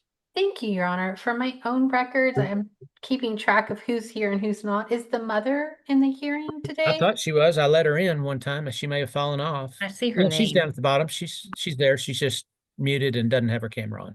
Okay, great. Thank you, Your Honor. I'll make note of that. Okay. And the department calls Sylvia Garcia. Okay, I've sworn her in. Thank you, Your Honor. Sylvia, who do you work for? I work for St. Francis Ministries. And what do you do for them? I'm a permanency specialist. And are you assigned to the case with Eli and Alyssa Ledbetter? Yes, I am. And is their mother April Ledbetter? Yes, she is. Did you file a court report on April 14th of 2025? Yes, I did. Your Honor, we ask that the court take judicial notice of that court report. So noted, and I did read that report. Thank you, Your Honor. Sylvia, can we get an update on how Eli is doing? So Eli is doing pretty good in placement right now. He's had to do some adjustment because he finally was able to move from the emergency shelter to the cottage. So he had a transition period there that did take some adjusting, but he's doing a lot better now. Okay, and can we get an update on how Alyssa is doing? Alyssa's doing very well. She actually does very good in placement. They have really looked up to her as a leader. She cares about the other children in the home. And she's very hands-on and she's really good. Okay. And are Alyssa and Eli placed in the same placement? So they're in the same placement, just not in the same cottage. And what is the arrangement so that they are able to have visits together? So they do the sibling visit, family visit with their mom every Friday. And every other Thursday, they also do a sibling visit with their older brothers. And on campus, if they're able to, and at placement, if they're able to see each other or they're able to make those arrangements, they do make arrangements for the kids to see each other. It just kind of really depends on what they have going out throughout the day. Okay, great. So the children have 2 older adult siblings, is that correct? Yes, they do. And it sounds like St. Francis is facilitating visitation between them as well, correct? That's correct.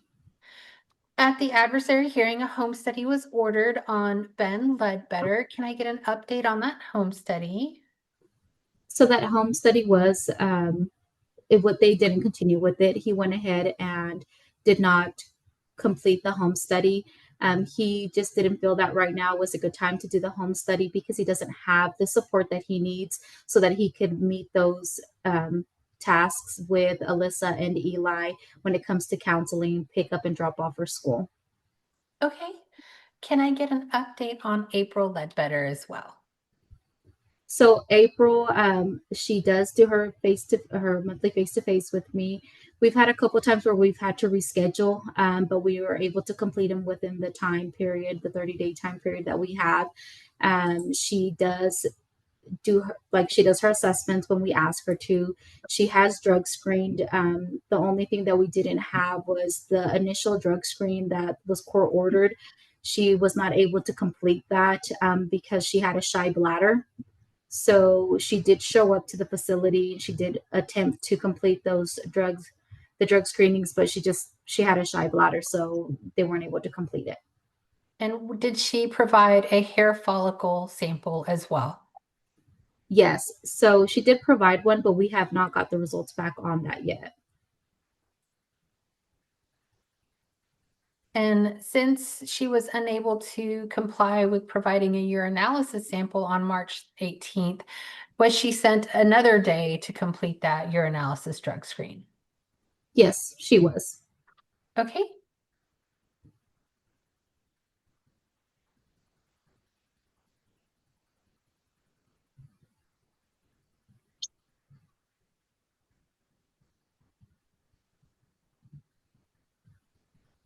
And how is her visitation with the children going? So we've had a little bit of issues with just following the rules with the visitation, but I think from the beginning to where we're at right now, there has been definitely some adjustment, and everybody's kind of doing better now following the rules. But at the very beginning, we did have issues with extra family members coming to the visits. The case being discussed during visits, but ever since then, we've talked to April about it, and she's been able to redirect those visits. So whenever she's there with the kids, it's happening less. Okay, that's good to know. Is she showing up on time for her visits? Yes, she does. That's great. Have you prepared a service plan for Miss Ledbetter? Yes, I have. And does that service plan aim to mitigate the reasons for removal? Yes, they do. Is it reasonably tailored to the issues from removal? Yes, it is. Okay, and can you briefly tell us what caused the removal? So there was a safety plan in place, and the safety plan was broken, and April continued to test positive on the drug screens that CPI was requesting from her. And was that on methamphetamine? Yes, it was.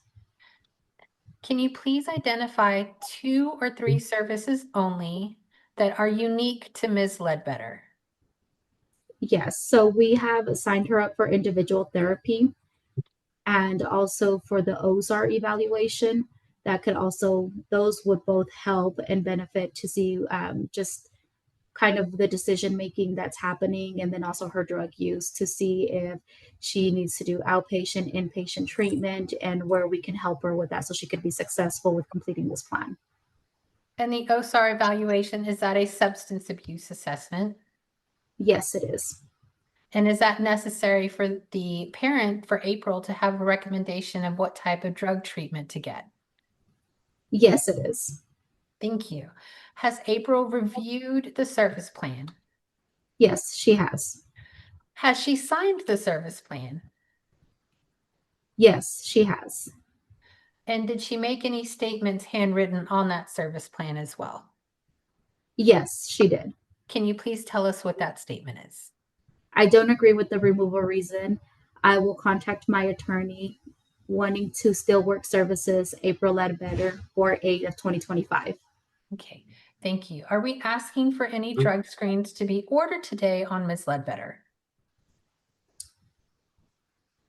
No, we're not. Okay, do we have any other requests for the court? We would just request that if we could continue to follow the safety plan that I have typed up for Ms. Ledbetter so that we could be successful with the reunification. And by safety plan, are you referring to the family plan of service? I'm sorry, yes, the family plan of service. Okay, great. Pass the witness. Ms. Garcia, would it be a continuing danger to the physical health and safety of the children to be returned home today? Yes, it would be. Would it be contrary to the children's welfare to be returned home today? Yes, it would be. Okay, thank you. Ms. Rudd, questions? April is trying to work for services and getting things started, isn't she? Yes, she is. And she's making progress. So we're still kind of pending services. As far as her being able to be there whenever we request for her to be there, we've had a little bit of a difficulty. We've had some rescheduling with her more than once. But I mean, if we call her and we need something from her, we can most of the time get it done, but it will take some time and some rescheduling on her part. I'll pass the witness. All right. Ms. Wiggins? No questions. All right. Anything further from the department? Not for this witness, Your Honor. We do briefly call Ms. Ledbetter. Okay. Ms. Ledbetter, if you'd unmute and if you can, turn on your video.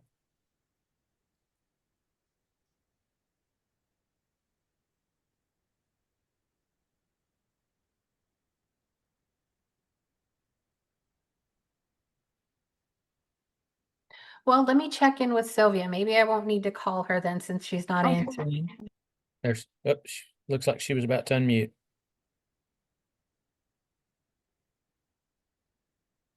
April, can you try to unmute again? Okay, I think I got it. Okay, we can hear you. That's I'm trying to figure this out. I'm sorry. Can you hear can't me? I can hear you. If you can't do the video, that's fine. There we go. Hold on. Okay, we've got I you don't know on. how to flip it around. Okay. Can There we okay, go. can you hear and see me? Yeah, we can. Well, yeah. So don't touch anything. Everything looks fine right now. All right. Okay, I can Ms. Ledbetter, if you'd raise your right hand, you swear the testimony you give will be the truth, the whole truth, and nothing but the truth. I do. All right, Ms. Gutierrez. Thank you, Your Honor. Ms. Ledbetter, since Mr. Ben Ledbetter declined the home study, have you provided anybody else to St. Francis Ministries as a possible home study? Yes, I wanted to check about Joanne Adams. And what is her relation to you? She is my my first mother, my ex-mother-in-law. She is the two older siblings. She is their nana. And who else lives in her home? No one right now. It's just her. Oh, can you go ahead? Is it Joanne, Joanne, or can you spell her name? J-O and then with a capital A-N-N.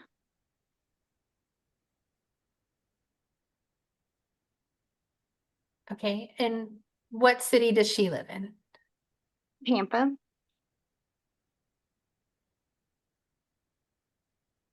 Pass the witness. All right. Ms. Ledbetter, have you given contact information for Ms. Adams to St. Francis or the department? Yes, I have. Okay. All right. All right. Thank you. Ms. Rudd, do you have questions? No. All right. Ms. Wiggins. No, Your Honor. All right. Ms. Gutierrez, anything further from the department? Yes, Your Honor. I recall Sylvia Garcia. All right. Ms. Garcia, you're still under oath, so go ahead. Thank you, Your Honor. Sylvia, really quickly, does the department have any objection to a home study on Joanne Adams?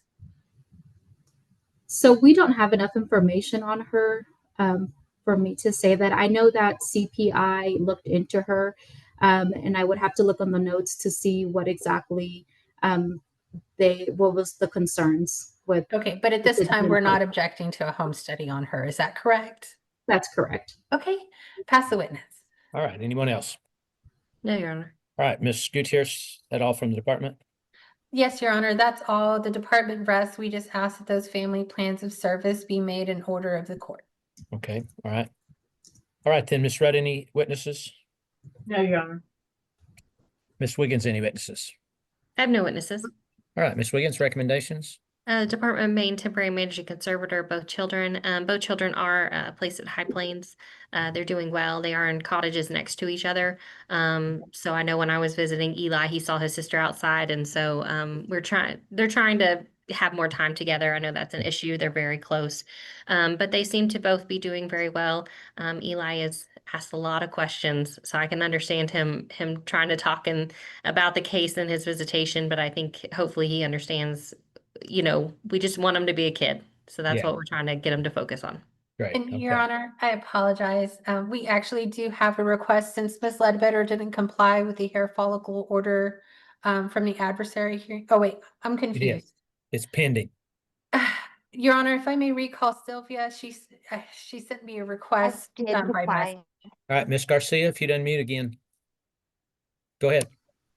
So due to Care Express not giving us a clear indication of it, they told me that it was pending, but our system shows that it's not. So can we just be able to be given more time to make sure that it was completed?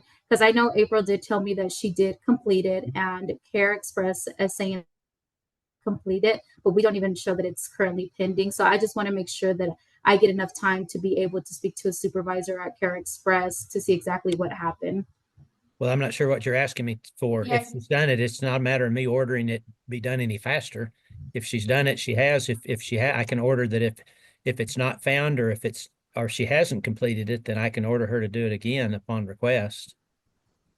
If But we I'm- can, please. Okay. All right. Okay.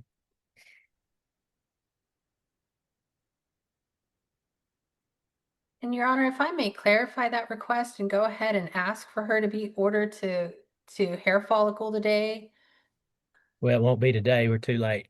Oh, you're right. We're right at 4 o'clock, Your Honor. I'm sorry about that. I can order it again, but usually the department whines about having to pay for an extra one if it hadn't been.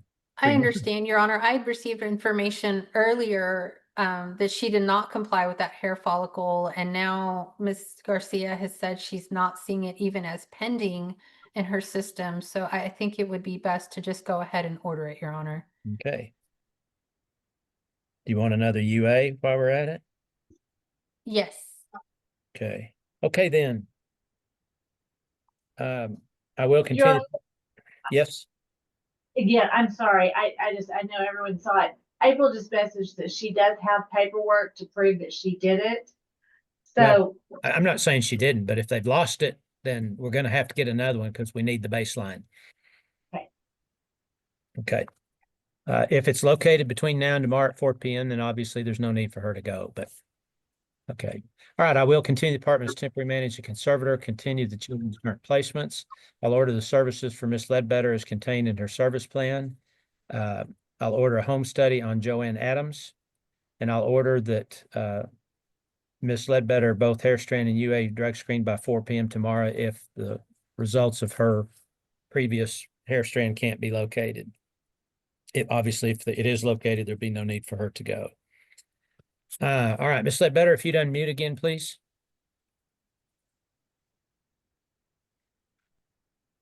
Can you hear me? Yes. Okay. Yes. Can you hear me?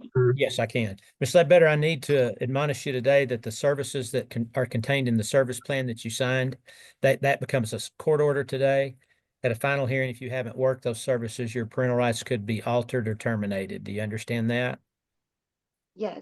Okay. All right. Thank you. I have a question, Your Honor. Uh-huh. Can I actually, so when this all started, my 19-year-old son, Easton, can I request for him to be viewed before Joanne? I'll tell you. Eli was currently living with him when all of this started and CPS had okayed it.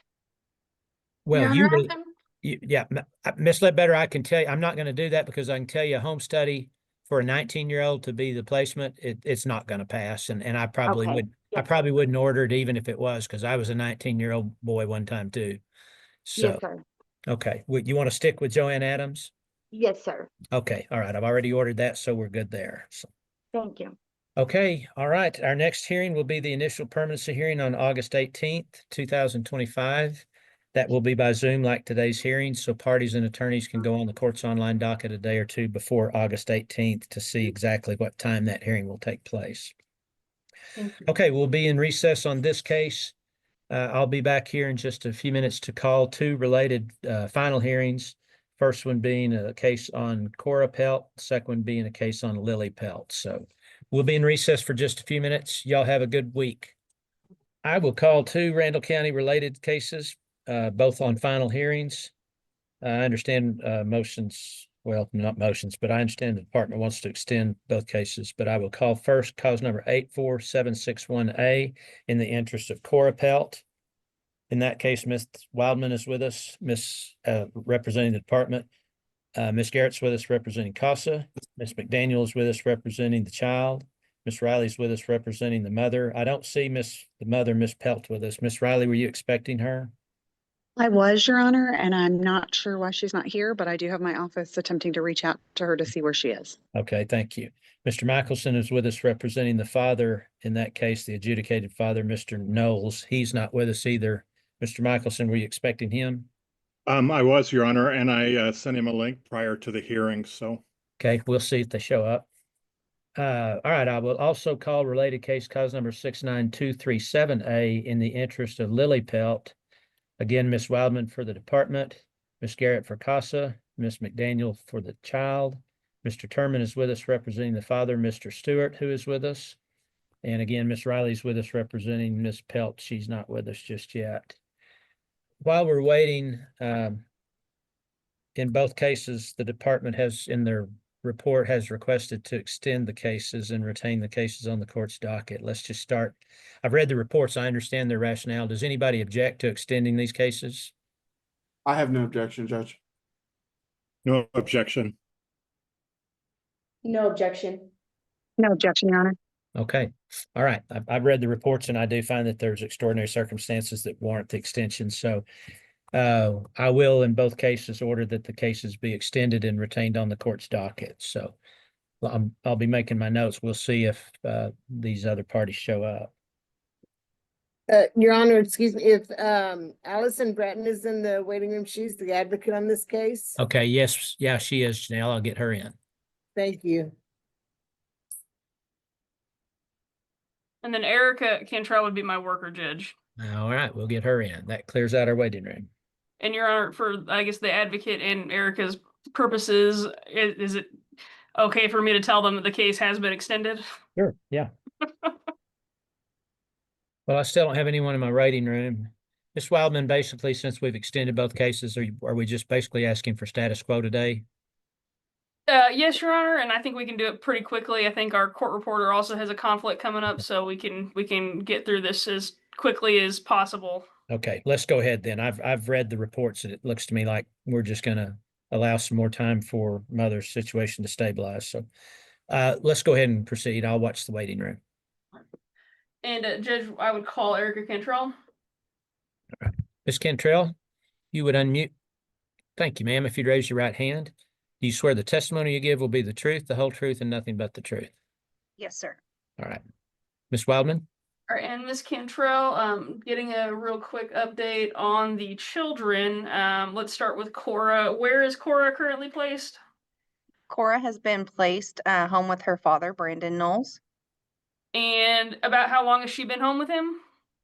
She was placed home April 4th, so we are getting very close to a month. Okay. And how has that reunification been going? Been going very well. How has Corora recovered from the eye surgery she had a couple months ago? Corora looks absolutely amazing. There is a visible difference in her eyes. Are there any other updates on Cora's medical that we need to address today? No, Cora's doing very well. Now, as far as the department is concerned and with Brandon's service plan, are there any other services that Brandon needs to complete at this time? No, he has completed all services. He's meeting Cora's needs. We're pending some daycare for him. I've got that all submitted, but other than that, he's just really enjoying his time with her. And has he been communicative and cooperative since she's been placed back home? Oh yeah, absolutely. No problem with him. And at this point, are we just asking to remain involved so that we can help support him and Cora? Yes. And whether it's now or in the near future, are we wanting to do mediation between the department, Brandon, and Miss Pelt? That would be our hope, yes. And so let's switch over real quick and get an update on Lily. Is Lily still placed in Oklahoma with her grandmother? Yes, she is. All right, and so go ahead and give us the update on what happened with Lily this month. Yeah, so Lily was hospitalized in the psychiatric hospital. There was an incident at the after-school program daycare that she was attending. She had some issues with a peer there. There was a argument. Lily threatened to get a knife and slit her throat. She was very upset with her, and then she proceeded during a session to tell her at the behavioral place that she goes the same thing. They did recommend that she be evaluated. She was evaluated there. The original intent, my understanding, was that she be there for a week, but her anger continued, and so she did end up staying for another week. So she was there a total of 2 weeks. There was some delay in telling me that, but I did let Seth and placement know, like, there is an immediate notification that has to be provided to me. They are very understanding of that. We're very apologetic about it. So we did that. I did let Diana know that, and all parties, once I did get that notification. But since that hospitalization, there were some medication adjustments. Mary and Seth both stated that they do see an improvement in her after that hospitalization. So there was some improvement in behaviors and with that medication change and such. So there was definitely a benefit of that hospitalization. Now, just kind of to clarify, there's not necessarily anything wrong with the fact that they facilitated that hospitalization, but the delay in reporting was a concern. The delay in reporting, yeah, definitely. I mean, they did what they were supposed to do. They followed all the recommendations. It was just the delay in reporting that we had to address with them. Okay. Now, the medications that she had adjusted are the psychotropic medications? Yes. And obviously at the hospital, it sounds like those were adjusted and evaluated. Are those continuously being evaluated as needed? Yes. As required? Yes, ma'am. Okay. Monthly. And so, let's talk a little bit, get some updates on Seth real quick. So, what services are still needed for Seth to complete? Seth doesn't have any services to complete. He's completed all of his services. We were able to finally get the completion of his psychosocial as well as his counseling services. So he has completed all services as well on his family plan. Now, there was a home study that was requested to Oklahoma, correct? Yes. And was that home study initially denied? It was initially denied, yes. Have the concerns that were brought up in that home study, have you addressed them? Very thoroughly with Seth and also with his attorney.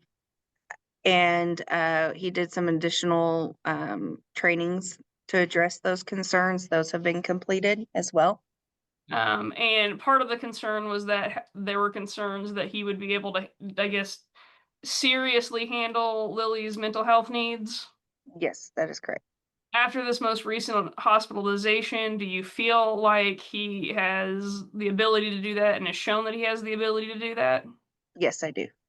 And so are we in the process of requesting another expedited home study for Seth? Yes, we are. And that was required by the court order last hearing that she not be placed with him or not be placed with him until that had passed. I believe so, yes. And so, I mean, at this point, are we still working towards placing with him? Yes, we are. Okay. Now let's talk about Diana's progress. So what, I guess, updates do we have on the progress she's made on her service plan since the last hearing? She has completed that counseling. She definitely is easier to communicate with. But I do still continue to have issues as far as getting her financial status, her employment. She moved in to her new place roughly, I don't believe we have right at 6 months. She did tell me that she does have employment, outside of, the odd jobs that she had been doing, but I asked her, with the last visit I supervised with her and Corora to provide me with those, and she did not. I still don't have those, so I don't know exactly as far as employment what we have. So we still don't have 6 months of employment at this point as well either. How is that visitation going with Corora? She does great with Corora. We have had a difficult time as far as getting her regular visitation scheduled.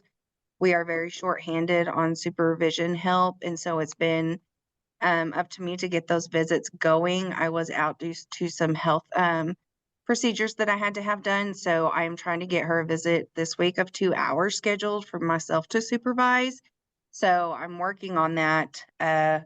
But I mean, it's just been kind of a difficult time this month, especially. And so has visitation with Lily been able to start yet? So that's another thing. Lily has voiced that she is ready to see mom.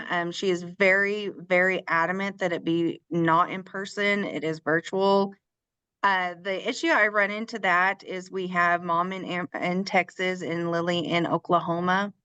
And so the licensing to have that, we have that recommendation of therapeutic visit. So the licensing of a therapist being able to do therapeutic visits with Lily in Oklahoma and mom in Texas has been a bit of an issue, but I believe I have located one. I've sent a referral over. And so we're just pending to see if that is going. Brandon just tried to attempt to call me and said he's in the waiting room. Just want to let you know that. Sorry. He's not. Okay. I'll let him know. Let me send him the link again. But I mean, that's the biggest problem we're in there and we're having is that Diana and she does they both miss each other. There's no doubt. But with that recommendation, my hands are kind of tied as far as what I can, as far as the visitation. But we are trying. I've emailed lots of our contractors and stuff, but that's the main issue is being in Texas and Oklahoma. All right. And so is it accurate to say that she's been drug screening for us more consistently? She is drug screening for us more consistently. And that those have been negative? They have, yes. Do you, obviously it's 4:30 already, so are you requesting that she be ordered to drug screen, I guess by tomorrow, by 4 o'clock at Care Express? I would say by noon or Okay. 1 p.m. Okay. Are there any other services or anything else that we think we need to add for any of the parents or children in this case? Let me interrupt you. Mr. Knowles finally made it in the waiting room, so. What type of drug test do you want from mom tomorrow? We do a hair.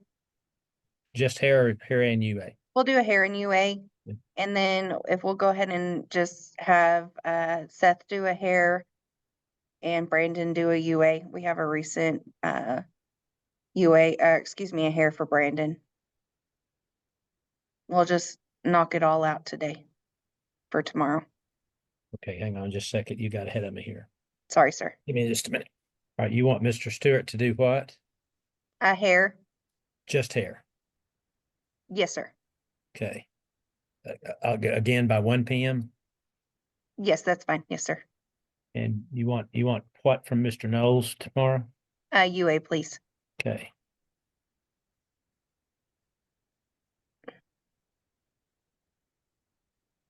Okay, go ahead, Ms. Wildman. Yes, Your Honor. Is it the department's hope that we may be able to move this case to mediation too at some point? Yes, ma'am. Or the case involving Lily. Now, as far as I had one other question for you. Hang on. Or two other questions. Do you believe the department's making reasonable I'm efforts? sorry. Oh. I'm so sorry, Judge. Could I interrupt? And I apologize. My daughter's school is is calling me. Okay. And my husband is not available. So I would just ask permission to step out of the hearing and I'll come back as soon as I can. Certainly. I do not have any questions for Ms. Cantrell, though, if you end up getting done and passing me. I've read the reports. We're fine with the continuation. Okay. Thank you, Ms. Thank you, Riley. Judge. Judge, I also have a question. Yes. The drug test was supposed to be tomorrow at 1 p.m. I was wondering if I was able to take it at 4 p.m. because if I have to. Is it, tell me why, because of work or what? Yeah, because of work. Okay, yeah, I'll make yours for 4 p.m. tomorrow. Thank you so much. God bless you, Judge. Okay. All right. I just have two other questions, Judge, and then I'll be done. If Ms. Cantrell could answer the reasonable efforts, does she believe the department's making reasonable efforts to reunify with the parents? Well, let me put it on the record. Mr. Knowles has just now joined us in the hearing, so now you can go ahead. All right. And Ms. Cantrell, do you believe the department's making reasonable efforts to reunify with the parents in this case? I do. Do you believe there's still a continuing danger with reunifying the children with Miss Pelt at this time? I do. And just generally, what are some of the department's concerns? We just have the ongoing concerns of her stability, the income, not knowing, our ongoing concerns with Lily voicing that she does not want to live with mom. She doesn't want to see her in person. It's in her, like I said, it's lack of stability with her. Okay. And as far as reunifying with and Seth Stewart, what are some of our concerns that still exist, or is it just that we need to get that home study approved? We just need to get that ICPC done. We need that expedited court order for that ICPC so we can get it done. I don't specifically have any major concerns. We just want to have that, and so we can have continuing monitoring. I know Lily she's anxious, she's ready, she's over all this, she's ready to be with dad. So the sooner the better. Okay. Any other updates for the court? Not that I can think of right now. I'm very proud of Brandon and Seth. I'll pass the witness, Judge. All right, thank you. Mr. Turman, any questions? No questions at all, Judge. All right, Mr. Michelson? No questions, Your Honor. All right, then, Ms. McDaniel? No questions, Your Honor. Okay. All right, then, Ms. Wildman, anything further from the department? No, Your Honor. Just to clarify, the hair and the drug testing for Miss Pelt and Mr. Knowles will be by 1 o'clock. Is that correct? Well, I'm going to ask Mr. Knowles since he wasn't with us. Mr. Knowles, if you'd unmute real quick.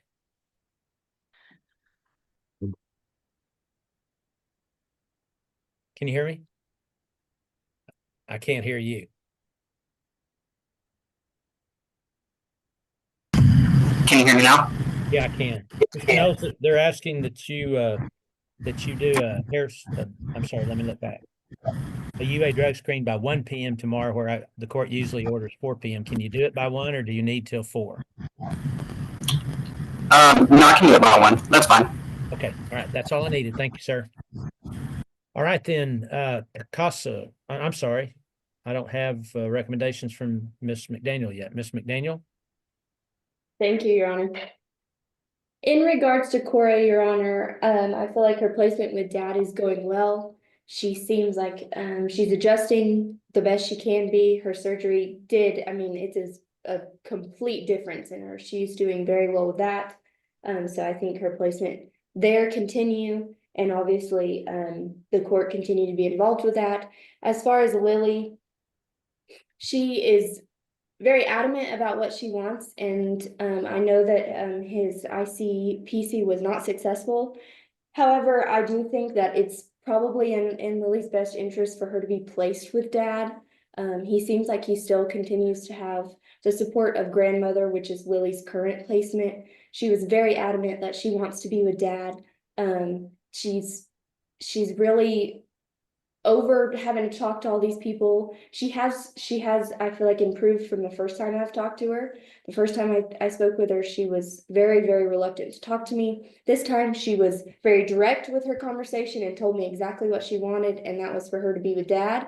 And she wanted more Zoom visits with Mom, as Erica mentioned as well. But Your Honor, I just feel like what's best for Lily at this point would be for her to be placed with Dad. And again, the court to continue to be involved in that relationship and monitor that. Thank you. Okay. All right, so that I've got a couple of questions then. We talked about the home study was denied, and then some things had to be remedied. I don't have to have a ICPC home study to place a child with a parent, but I would like to hear what was the things that needed to be corrected before we hope it would pass the next time. Ms. Cantrell, is that you? Yes, let me get my list. Hold on. And it's not, I say a list, and that kind of sounds ugly, but that's not. So when we talk about some of the denial, a lot of it does have to do with Lily's ongoing like psychiatric concerns. Let me find this. Hold on one second. Let's see. Well, while you're looking for that, reading between the lines of the report I read, does Mr. Stewart and paternal grandma, do they live in the same town in Oklahoma? Yes, sir, they do. Okay, so they're kind of working with each other already, right? Yes, sir. And Dad goes to grandma's house as long as he's supervised with her. He can, and grandma's supervising, he can regularly go there. So in the and I'm gonna, is it okay to give you the short version? Sure, yeah. I appreciate short versions always. All right. So some of it was medication. So, Mr. Stewart's work schedule, he goes to work pretty early in the morning and does work, when she does get out of school. So he had made a plan as far as putting her medication, I'm sure, in a medication thing. And she was gonna, take her medicine in the morning and get herself to school on the bus. And so that was a concern, that she would be, administering her own medication and getting herself to school. So we addressed that with him as far as I know, many of us, would do that with our own children and stuff like that. But given Lily's, situation, so he did take a psychotropic medication training that all caregivers and even ourselves included here at St. Francis take. We did go over that with him. I sent him a very long email about that. There's also, he did discuss with them about, Lily stopping psychotropic medication, saying, in the future, if she feels like this isn't something she wants to take, he understands that, but he also understands that it's not something that she can just stop. Like, it would all be a doctor's recommendation. He fully understands that. I mean, he's willing to discuss that with you today. But he fully understands, like, he can't just stop medication. And he understands that Lily has suffered trauma. She has trauma, the abuse. He understands that. But he knows she's not old enough to dictate her wishes. But he talks a lot about the future and stuff like that. We talked about Lily's daily routine. She's not old enough to do that. And also her mental, where she is. He's already contacted a daycare that does accept children that come in at that can come in at 5 a.m. That would be a routine for her. She would go there, and then she would be go there after school, where he would pick her up. They also requested a psychological for Seth.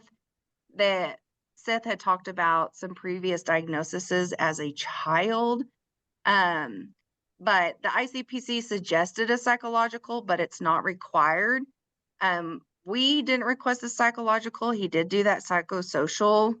It said that there was no concerns in that psychosocial. I can forward that to any parties as well. And then as far as drug screens, they asked that he be drug screened, but he is drug screening for us. And the screens we have, he has a prescription for that. Yeah. And so I mean that there's nothing we can, it's legal where he is. So he just wants the best thing for Lily. He wants him to live the most normal life as she can, and he hates that she's on medication, and he hates, her where she is psychologically and stuff like that. But he fully understands, he can't just turn her world upside down. But I mean, mainly the denial of everything for it has to do with supervision, lack of her ability to take care of herself, and the psychotropic medication concerns. Okay. Your Honor, Yeah. if I may, I want to bring. Well, let me make a statement first. I know Lily's got some mental issues, but I don't think I would ever order a 10-year-old be allowed to take her own meds in the morning and get herself to school. So that ain't going to happen. So we're going to have to work around that somehow. I understand. It sounds to me like grandma and dad get along well and they're helping each other out, but I'm just not going to order a 10-year-old take her own meds and get herself to school. So if we can work around what you said, if dad can get her to this daycare before he has to go to work, and if the daycare can administer her meds, I don't know, she's probably not supposed to be taking her meds at 5 a.m. So Judge, I'm sorry to interrupt. I see Seth trying to respond to that. I don't know if we can. I'm not through talking yet. I just want to be sure we don't waste a lot of time. I'm not going to let Lily get herself up, get her meds, and get herself to school. So let's spitball around that problem. And Your Honor, I just wanted to bring to the court's attention that generally, in the past, when a child is placed somewhere where a home study has been previously denied, the other state is no longer willing to facilitate any services or supervision or visitation for the child. So placing without that home study would potentially be an issue with getting Lily those continued services. DFPS has also tended to dismiss those cases immediately, which would in theory revert back to any previous orders, which, I believe had Mrs. Pelt having custody of Lily. So I think for the department's request would be that we go ahead and do that expedited home study so that we don't run that risk of the case being dismissed by some administrative closure outside of our control. Well, do you even know they'll do another one? I've had Oklahoma deny a second home study. An ICPC, I've had them say, we did one, we denied it, we're not doing another one. Yes, let's see.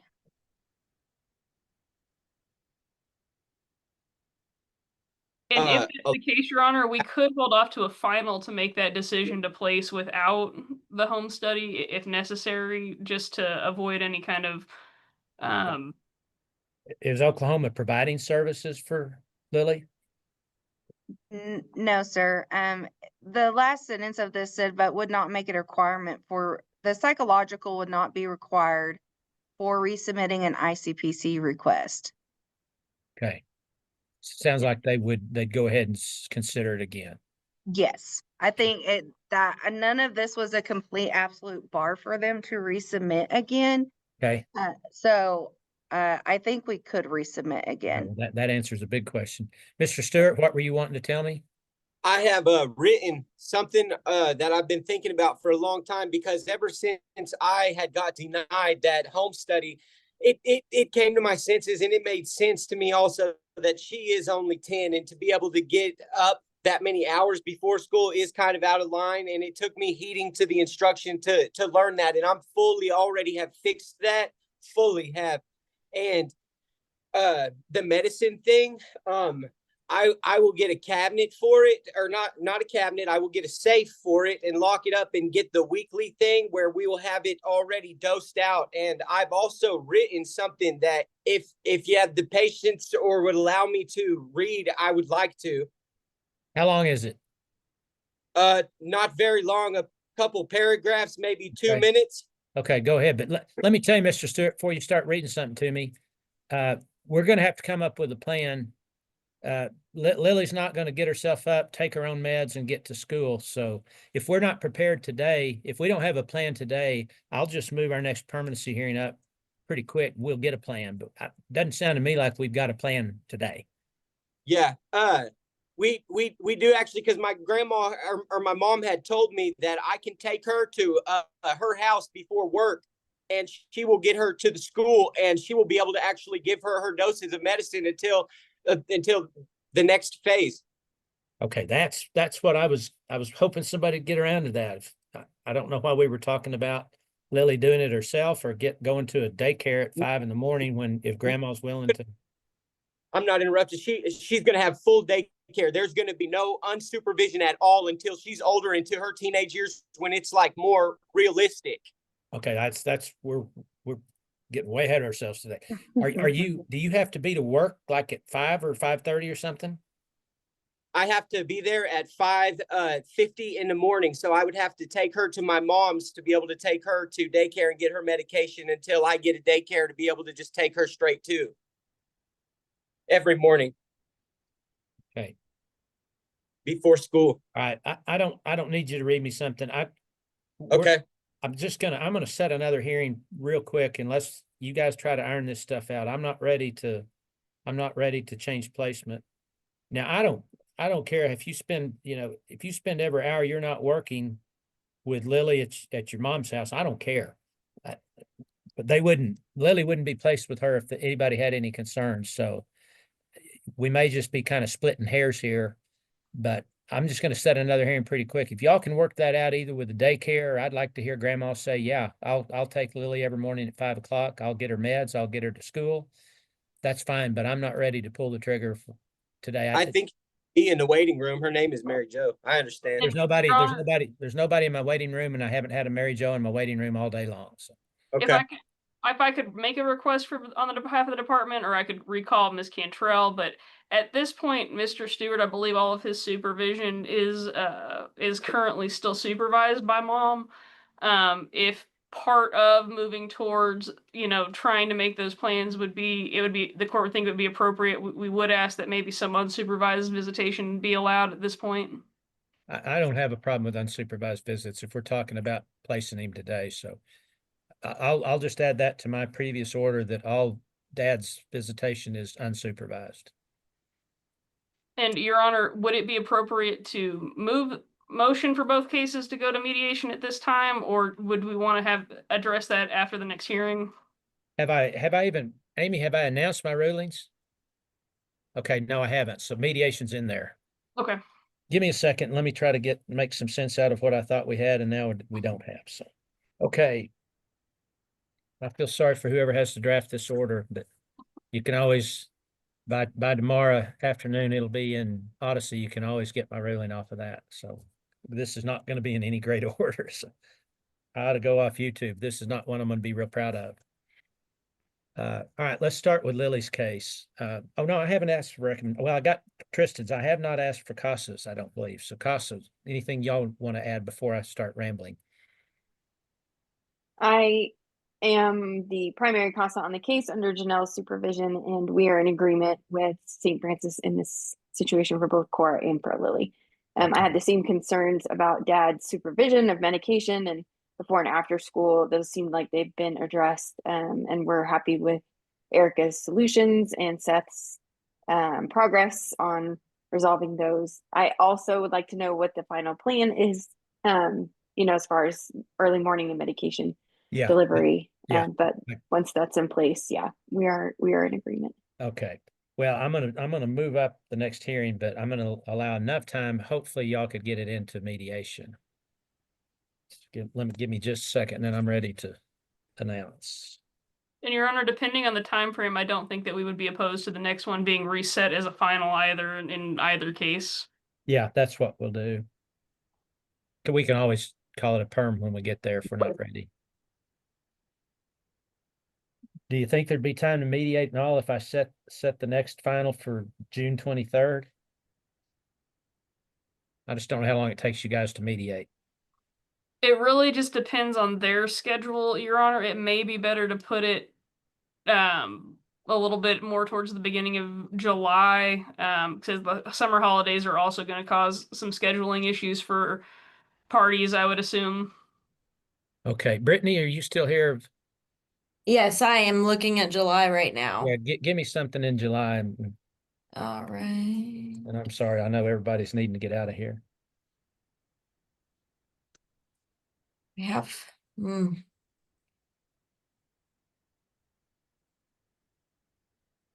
I don't think we'd need What a lot of time. about the 14th? The 7th, we already have 3 other finals, so I'm kind of not wanting to put it there. Okay, well, let's just move it to the 14th. Okay, now we're ready. And Judge, I'm sure everything else I know you must, but I don't know if you're this I was Miss Riley, we can't, you're breaking up terribly. We can't hear anything you're saying. Don't worry about it then. Okay, well, now I can hear you. Isn't that the way it No, always? I don't know. Okay, what were you saying? I was just saying, I don't know if dealt with it all, but my client just, the only thing I know is I misconstrued. Just want to make sure that the work that I got everything except the point. You wanted to make sure the court. That the court would ask to make sure that if Lee is hospitalized again, the client is, she didn't know all, and we can't. I can't hear you. I don't know. I think she may have been asking that she be informed if something happens with Lily again more timely. Yes. Okay, well, that should go without saying. So, okay. Yes. All right. Let's start again with Lily's case. I will continue the department's temporary managing conservator. For now, I'll continue the current placement with grandma. I'll order mediation. I'll order that Ms. Pelt hair and UA drug screen by 1 p.m. tomorrow. I'll order that Mr. Stewart hair and just hair strand by 4 p.m. tomorrow. I'll order that Mr. Stewart's visitation to be, whatever his visitation is now, to be unsupervised, and he can have any additional visitation supervised by placement, meaning grandma. In Cora's case, I'll continue the department's temporary managing conservator, continue her current placement with dad. Mediation will be ordered in that case. Again, I'll order Ms. Pelt to hair and UA by 1 p.m. tomorrow, and I'll order Mr. Knowles to hair and UA by 1 p.m. tomorrow. Okay, in both cases, I'm going to set the final for July 14th, 2025. It will be by Zoom like today's hearing. Parties and attorneys can go on the court's online docket a day or two in advance to see exactly what time that will take place. And I forgot to order, I'll go ahead and order another expedited home study on Lily's case. Let me get that now before I forget it.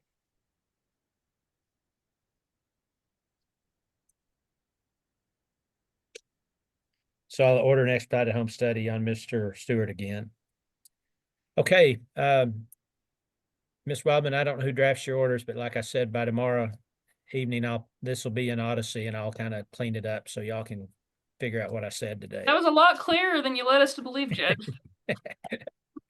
Okay, those were our last hearings for the day, thank goodness. So we will stand in recess. Everybody have a good week. Thank you, Judge. Thank you all.